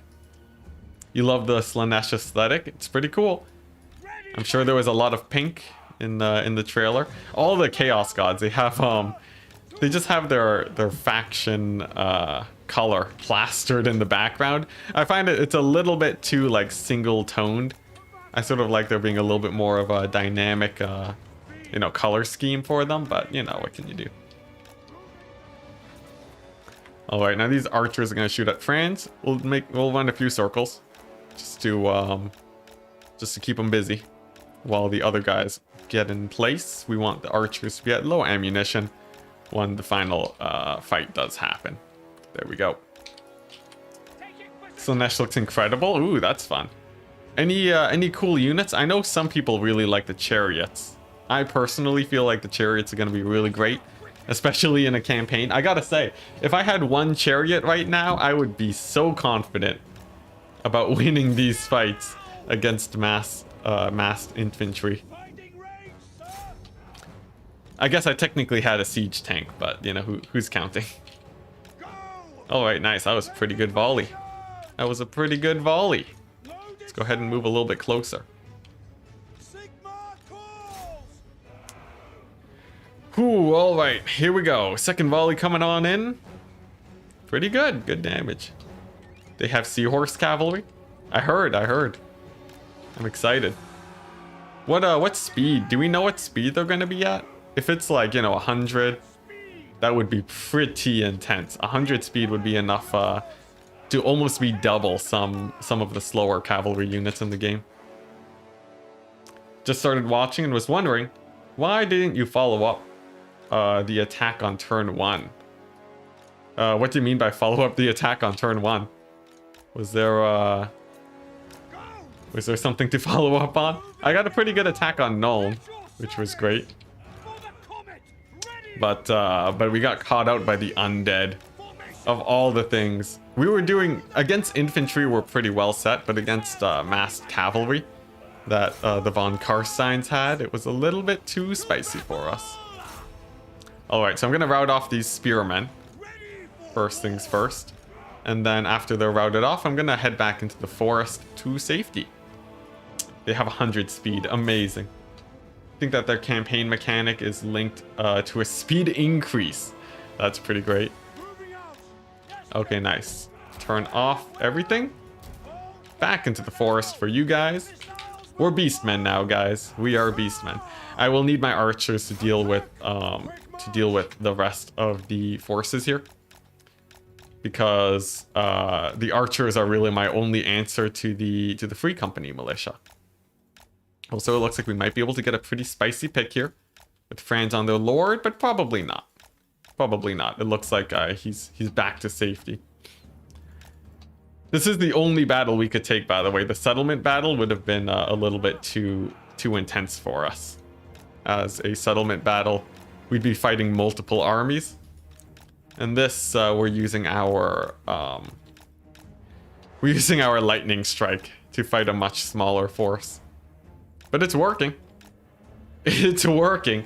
We just have to cheese like crazy. I really want to get to the point where we're mostly using our micro to win these battles, though.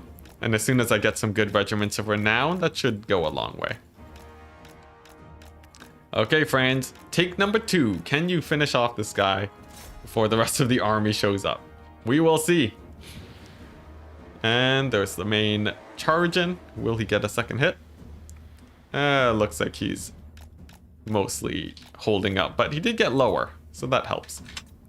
Meanwhile, we've pulled another unit of infantry, so they should go down rather quickly. Oh boy, here we go. Let's clean them up. Let's clean them up. Friends, run into safety. Okay, nice. Good morning from Australia. Happy to have you here. You got to go to work now. Have fun. Thank you very much.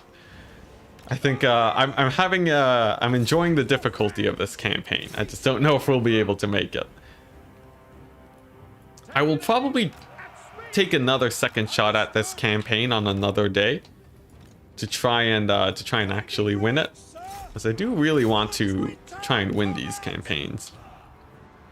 This challenge feels like it might just barely be possible if we decide to go for like an all-in fight and just like a 20 stack on Altdorf. I feel like that might be the best way to try and win it here. Also, these swordsmen are doing a lot of damage. Let's keep running away with our archers here. Oh boy. I was hoping I would just pin them down and then get them to rout, but their leadership held up a little bit better than I would have hoped. Okay, there we go. I can turn on skirmish mode on now, and then get some side shots to clean them up.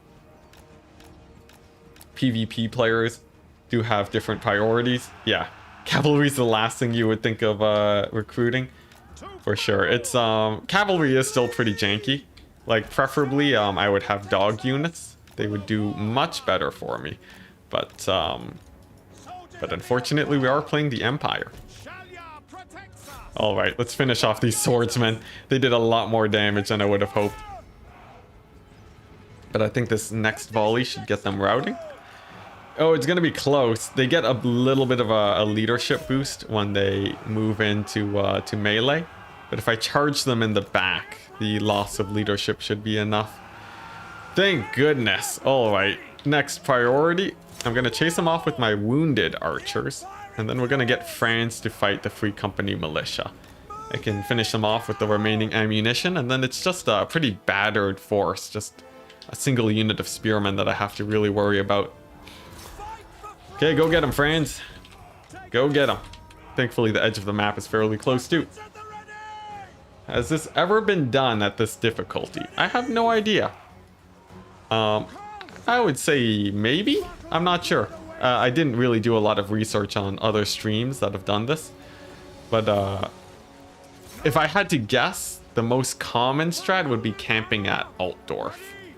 And then using like a big old 20 stack to essentially hold forever until you have a doom stack of Regiments of Renown or something. Whoa, what? The swordsman came back? The swordsman came back? Oh my gosh, and they annihilated my archers. That's not good. We'll still win the fight, but I did not need... Losing a unit of archers is really painful right now. Oh my gosh, it's because of... Oh my gosh, and then they just routed off again. It's because my archers were at such low HP, they couldn't maintain the chasing on those guys. But at least we have two other archers that are at good HP. Alright. Franz, chase them off. Alright, what are we looking at here? We got a unit of spearmen. We got a unit of Free Company militia. A really beat up lord. Some more spearmen. Not too bad. Thankfully, I think we did manage to keep the archers, which helps us out a bit.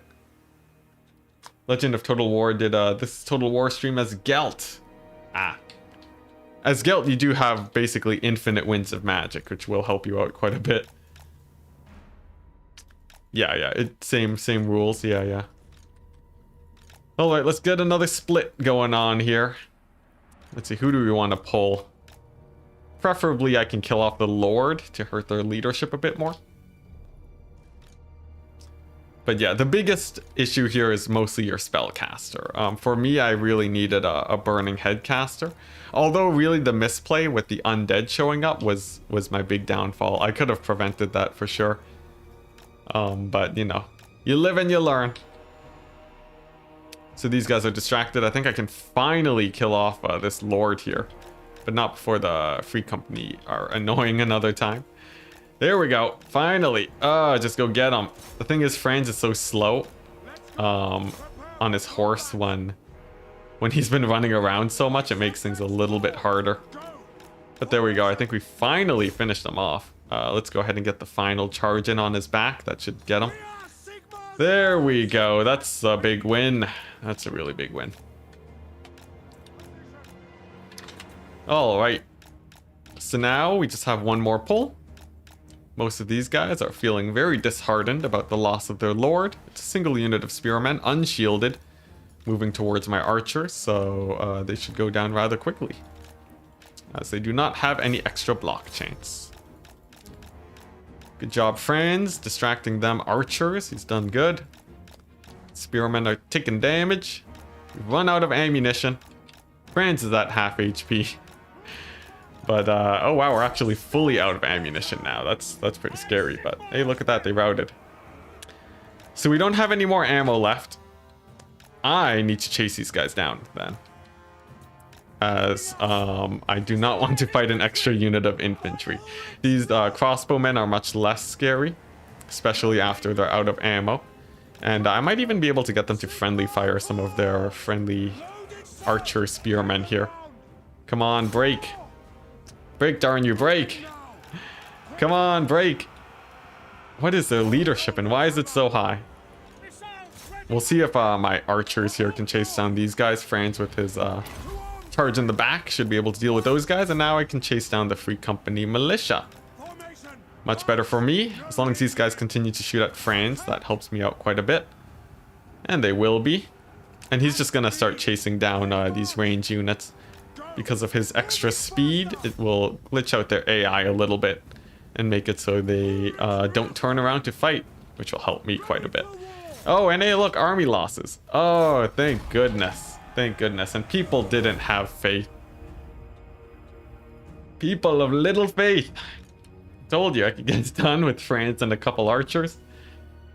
It just took a little bit of time. These battles are getting longer and longer.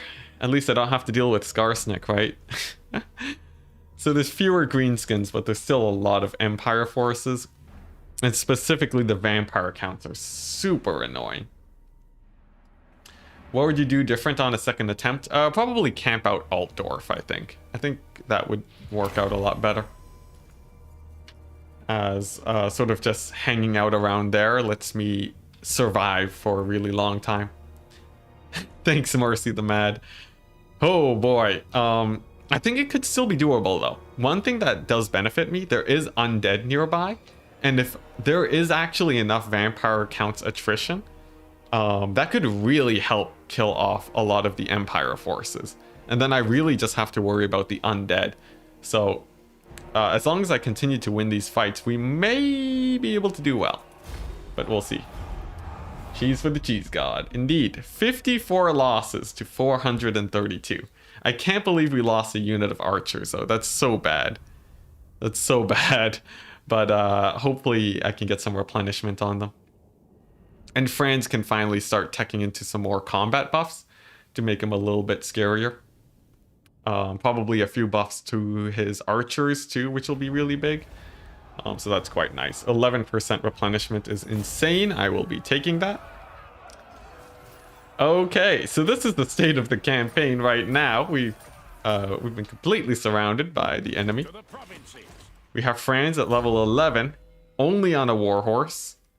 And I do really want to get replenishment rate though, as the one turn I do get to replenish, that would be pretty huge. Oh man, I'm gonna go for it. And then we're one turn away from great swords. For now, I'm going to recruit some more archers. And then we're just gonna hope.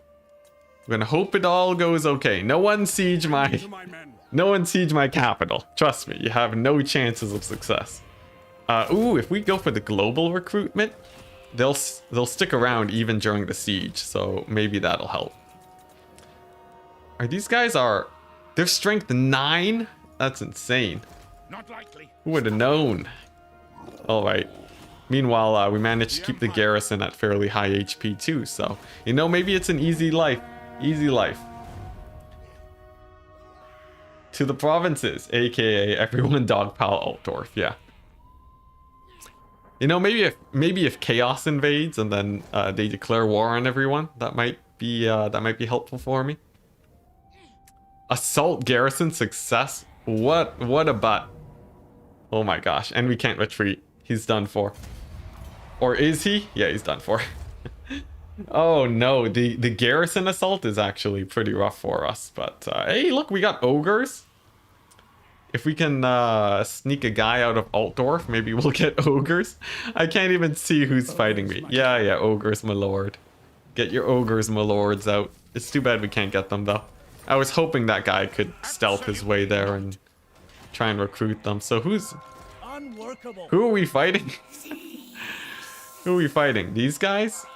That's a lot of guys. Who are his allies? Them? How much damage did we take on our garrison? Only a little bit. I think I'd be okay fighting these guys in a siege battle. I have 2 units of cavalry and a bunch of range units. So as long as they don't bring in a 3rd army or something, I'm willing to wait it out. We're gonna wait them out. What a campaign. This is my first attempt, yes. I did a few attempts off stream to get a better early start, but it turns out that was not enough. You need an even better start. But I will definitely be trying this again. Sneak a guy out of Altdorf. If I can sneak a guy past this many armies, maybe. Empire secessionists just having a party, ready for duty, nice. Alright. No extra guys to declare war on, so the turn should be fast. And thankfully we will have a rebellion. The rebellion will build up, and they will hopefully fight whoever is fighting us. And if the rebellion is the one to remove the enemy, we will get a turn of extra replenishment, which is good. So, fingers crossed. Well, actually, no, we have to play a siege battle against the rebellion to do well. So it's actually a little bit different, but you know, who's counting? Now, settlement battles are interesting. I need to pick upgrades that are good for settlement battles. Let's see, we have some range upgrades here. Yeah, well, we need more damage. Let's go for that. So we'll see how that goes. Oh, yes, do we have vampire counts attrition? I think we do. I think it is vampire counts attrition. Yes, see, tactical losses of territory. Grunberg is actually going to save our life here. Strangely enough. Of all things to save us, the vampire counts are going to be the ones. What absolute heroes. Can I attack these guys? What are we looking at? And that's a lot of armies. Why do you have so many armies? Do I have to lightning strike? I don't think I can win this easily just yet. There's outriders in there too, and there's too many guys. I don't have the ammo. So I just have to sit and wait. Yeah, tactically corrupting your entire lands. This is how you manage an empire, guys. All right, let's do this. If we do have to fight a siege battle, it gets a little bit scary. I don't know how hard I can cheese a siege battle, but maybe, because they do trickle in slowly, so that helps. Role playing as Paraguay in the 1800s. My history isn't great, but I'm sure this relates.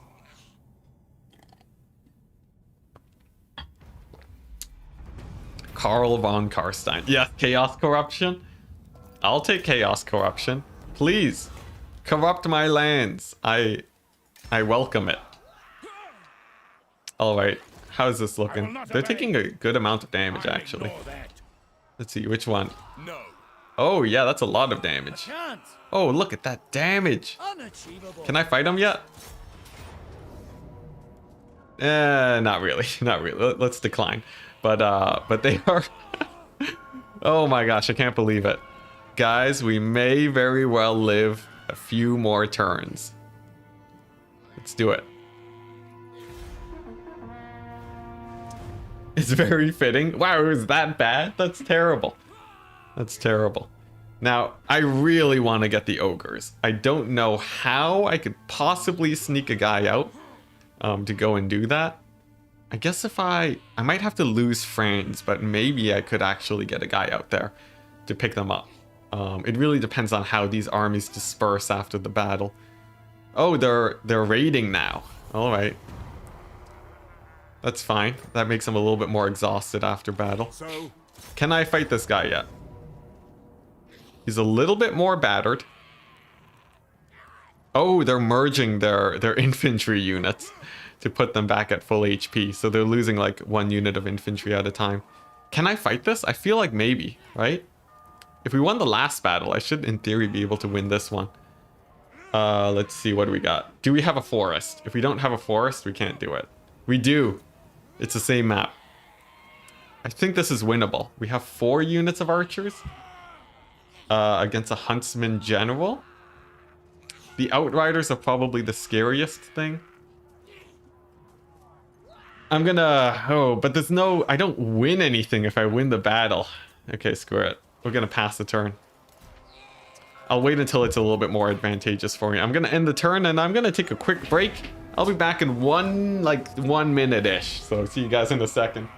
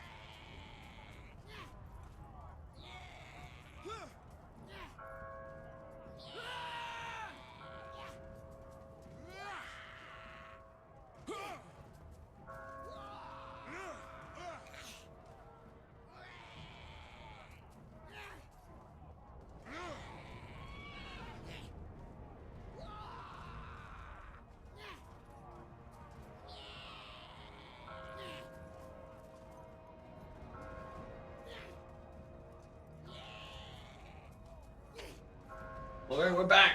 We're back. So, oh, what the? Are they fighting me? They actually took the fight, the madmen. Alright, I can win this. I can win this. What do we got? How many archers do they have? 1 million? Yeah, it's fine. It's mostly swordsmen, actually, and we have some great swords. Honestly, you know what? It's a siege battle, guys. It's a siege battle. I can win this. Oh, they have allies. That's why. They have reinforcements. Alright, let's do it. There's only one way to win this campaign. We're on turn 20. Turn 20. Alright. So the main benefit that I have here is that the units will be trickling in. So since I'm moving in sort of one unit at a time, bless this ravaged campaign. Yeah. So at the very least they're trickling in. That's going to be pretty good for us. They have 1 million siege towers, which is going to be pretty bad for us. But I wonder how well the great swords will fight in the grindy fight. Like, these guys are pretty elite. They have nice anti-infantry. Of course, it is on legendary. But as long as they're not taking shots from arrows, that's sort of their biggest benefit. I'm sort of just looking for the best choke point here. This is the capture point. There's going to be guys trickling in from that side, which I don't have to worry about too much. Let's see. Well, let's sort out our units first. We got a bunch of archers, which is good. I like defending sort of the general city area. They're infantry on legendary, so they'll suck. That is true. They do have some pretty nice holding power. The biggest threat here is going to be these archers, really. I do have a bunch of knights that can sort of swoop in and cause some issues. So maybe there are some shenanigans to play at here. Plus these outriders are actually going to be a little bit... they're going to be annoying, but if I can deal with them, it puts us in a really good position because the rest of the army is basically archers. And I have 3 units of cavalry plus Franz, actually. So he's going to be joining this cavalry contingent and getting in some good work there. These guys, they're just going to be holding the walls at the start. And then I'll pull them off when it becomes safe. I think that should work out just fine. Let's see. Yeah, these guys, we'll put the halberdiers here. Sort of just make sure that all my towers are shooting early on. And these archers actually, they don't need to be there. They're going to be put right here to shoot at the infantry a little bit. As for the mortars, this is probably my most important tool. It's going to be sitting nice and far back so that it can shell out any blobs that form up in the late stage of the battle. And there we go. We have 4 armies to deal with. Let's get underway. Here we go. Now, it's not that much infantry coming from these siege towers early on. That's actually quite nice for me. It's not too many melee troops. We will be lagging a little bit as the reinforcements show up. But these knights early on can pick off these archers at the very least. Let's go ahead and get these guys shooting. Franz, I accidentally put him in the wrong position. Tiny little bit of a misplay there, but we're still good. And my archers, they have to be a little bit careful on their ammunition usage. But for now, I think we're okay. So, let's see. It looks like we did distract a few of the archers. I'm going to deal with these swordsmen first, actually. These archers will get chased down by my knights. Franz will be joining the ranks in just a second. And then I can get a pretty nice collapse in on these guys. So that will work out quite well. These guys need to back up into safety. And then my knights are just going to just bounce around between these forces. Now, I don't want my towers actually shooting at the archers right now because they will do a lot of damage to my knights that I do not want. Just the friendly fire is a little bit too scary there. Meanwhile, this force on the right is taking a little bit of a beating, but we have a bunch more guys on the horizon that are oh so eager to dive in onto me. That's going to be a little bit scary, but so far the early skirmishing, it's going okay. Not amazingly, but we have distracted a lot of the forces here. Let's go ahead and get the great swords fighting on the walls to help and hold that. And then we'll pull a single unit of crossbowmen to try and support this fight over here. Meanwhile, the outside wall skirmish is going okay, though. I'm feeling very decent about this. Not amazing, but decent. Oh boy, that's a lot of forces. I don't know if we're gonna have enough ammo to deal with them, but we'll see. Let's go ahead and grab some more archers. They're going to fire sideways onto the infantry on the walls to hopefully get a few good picks there too. Oh my gosh, that's a lot of infantry. Let's see. At least these guys pushing the battering rams are going down. That's pretty nice for me. These guys, crossbowmen, shooting at the swordsmen. That'll be good. And then I think we're running out of space here to maneuver with our melee cavalry.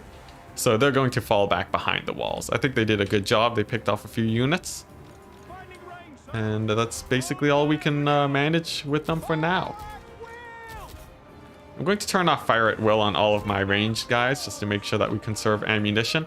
The late game is going to be rather important because I need to wait for these guys to blob up a little bit. And it looks like the Huntsman General actually decided to join the walls. So that's pretty interesting. Let's see how well he helps in the fight over there. If I can take him out, that would be great, but I don't know if that's a guarantee. Do you think they have more soldiers than I have arrows? I think thankfully I have a few more arrows at the very least, but they definitely do have a lot of soldiers. At some point I'll probably have to pull away from the walls too, but not just yet. We have a bit of time. And their lords are taking a good amount of damage too. Some of them are beginning to climb the walls. I'm gonna have to start abandoning this situation. Probably start pulling back a little bit. These spears are actually in a pretty rough spot right now. The good thing is that a lot of their range units will be climbing the siege towers and sort of facing my guys in melee. So this is actually, that helps me out a little bit. The great swords are doing pretty well despite people's lack of faith with them. So, you know, it's not terrible. France can boost the combat stats of these guys too. Make them fight there a little bit more efficiently. We've dealt with this lord. That's one of the main benefits of holding the walls. At least for a bit, the AI will not play super efficiently, and they'll generally make some misplays like that we can abuse. Steam Tank is dead, yes. Sadly enough, Steam Tank died to 1 million undead forces. But this position is pretty good in the center right now. I'm sort of liking that. So while these guys sort of slowly get onto the walls, I have a little bit of time to hold the center. And actually, this lord here is free pickings. So we'll go ahead and see if we can finish him off. Alright, now these spears are going to start to disengage, as they are very prone to routing at this point. I definitely don't want that to happen. Oh my gosh, and the arrow fire from the Empire is brutal. That is a lot of arrows. And I think I'm going to have to start evacuating. Let's go ahead and get back to the center area and see if we can do well there. Looks like my knights are doing decently here, holding the streets. We want as much infantry to pile onto this back area as possible. Man, just ranks of men just waiting outside. That's terrifying. Alright, these Sigmar sons are going down too. I think this is it, guys. I think this is it. We're gonna need like a miracle here to win it. Of course, I do have a mortar team, but it relies on them not bringing in their archers effectively. If their archers start doing a lot of damage, it's probably over at that point, but we'll see how it goes. I'll pull back my swordsmen now. Get Franz in on over there, and the cavalry is gonna have the work cut out for them, cleaning up this mess that is starting to spill into my walls. We have another lord here that we could possibly pick off. I think there's 2 more after that. And we do have a lot of archers, which helps out a lot. See, Borith, if you have more soldiers than the enemy has arrows, you win, yeah. It's all about, you know, it's just there's a set number of kills that each soldier can get. And if you can just pass that kill limit with wave after wave of men, you're good. Alright, now fire at will is turned off on all of these guys. I'm waiting for them to get into this sort of kill box here, where my archers can just focus fire them down, plus the mortars. That's gonna be it's gonna be the big important play here. There we go. Now, jeez, there's still a 20 stack outside. That's terrifying. Absolutely terrifying. Let's go ahead and get these guys into position. France is doing good. Let's doing good holding off those guys. It's not like these guys do a ton of damage. It really is just the archers, really. Which I have no way of dealing with. That's the thing that makes me the most worried. There's not a lot of ways I can easily catch out the archers. But maybe some shenanigans with some feigned charges will get them a little bit more worried here. Yeah, look at that. Franz can push them back a little bit. So, it's looking good. And by looking good, I mean terrible, but, you know. Here we go. We got the knights charging on in. That should punish those infantry guys a little bit. Franz has pushed back the archers. The more they group up, the better. As they sort of, they'll have a harder time shooting if they're all clumped up on top of each other like that. Looks like there's a unit of spearmen there, so I can't take that fight. We'll have to pull back. And yeah, we're just sending them into the meat grinder. I'm going to start shooting these Free Company militia. My mortar crew is going to start shooting in on that blob too. Franz can keep grouping up those archer units. And it should get the mortar pretty good value, actually. So, I think it's about time we start using ammunition on that front. Looks like these guys have mostly routed off. That's very good. I'm gonna hotkey the mortar so I can use that a little bit better. In fact, we're gonna shoot at those spearmen a little bit too, why don't we? Alright, here we go. How many do we have left? A million? No problem. Alright, let's get our archer shooting on those guys. That looks good. The mortar is going to hold fire, as it doesn't need to really shoot much anymore right now. There's a bunch of archers on the left flank. I can catch them out. And that might go okay. Might be able to sweep the cav behind there. It's a little bit rough. There's a lot of, you know, melee infantry everywhere. But I can use the cavalry to delay for a really long time.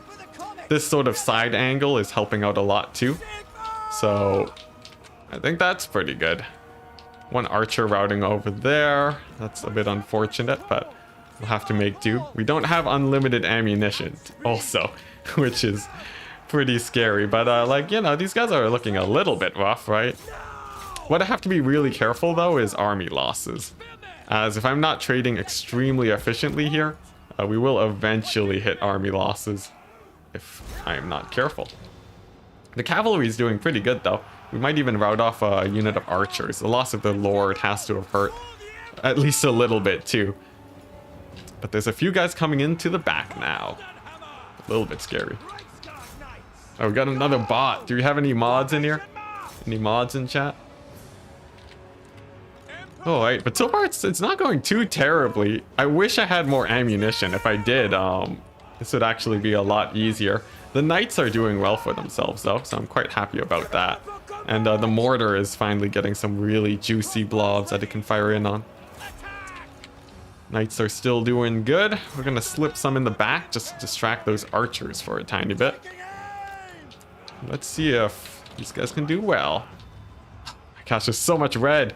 Why is there so much red?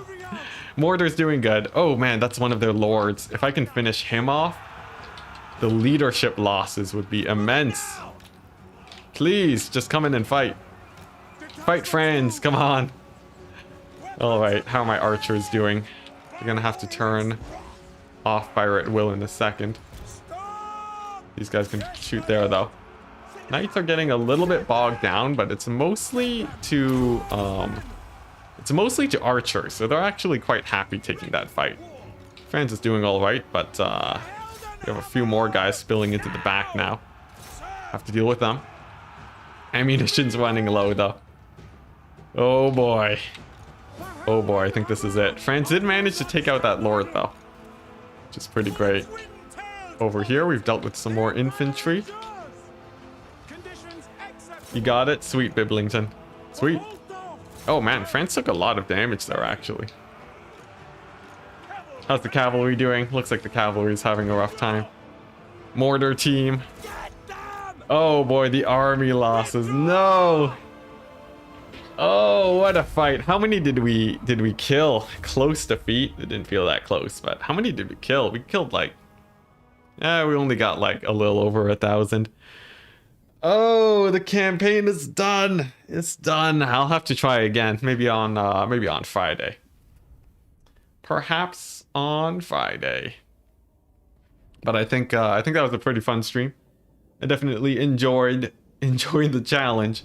I think the big difference that we'll want to do next time is to play a lot more defensively. It seems like this situation is inevitable, and I need a 20 stack on Altdorf to really hold out. Yeah, he took out 1,660. That's not too bad. About 1,700, yeah. Not a bad trade. I think this is definitely winnable. Despite how crazy this was, I think it's definitely winnable. Oh my goodness. Reichland now crippled for generations to come. Yep. Well, there you go. If you guys want to see more, I'll be doing the same thing on Friday, as it is an insanely fun challenge. I'll do a little bit of testing to see if how possible it is. And hopefully we're able to get a little bit further in this campaign. All we need is a single strong wizard and a strong place to defend, and we'll be good. Yeah, good first try indeed. So thank you very much, guys, for coming on in. I will see you all on Friday. And oh, and real quick, special shout outs to my wonderful members that support the channel a lot. Rogelio. Oh man, I forgot how to say it. Rogelio and McWriterface. You guys are absolutely awesome. And that's basically it. Peace out.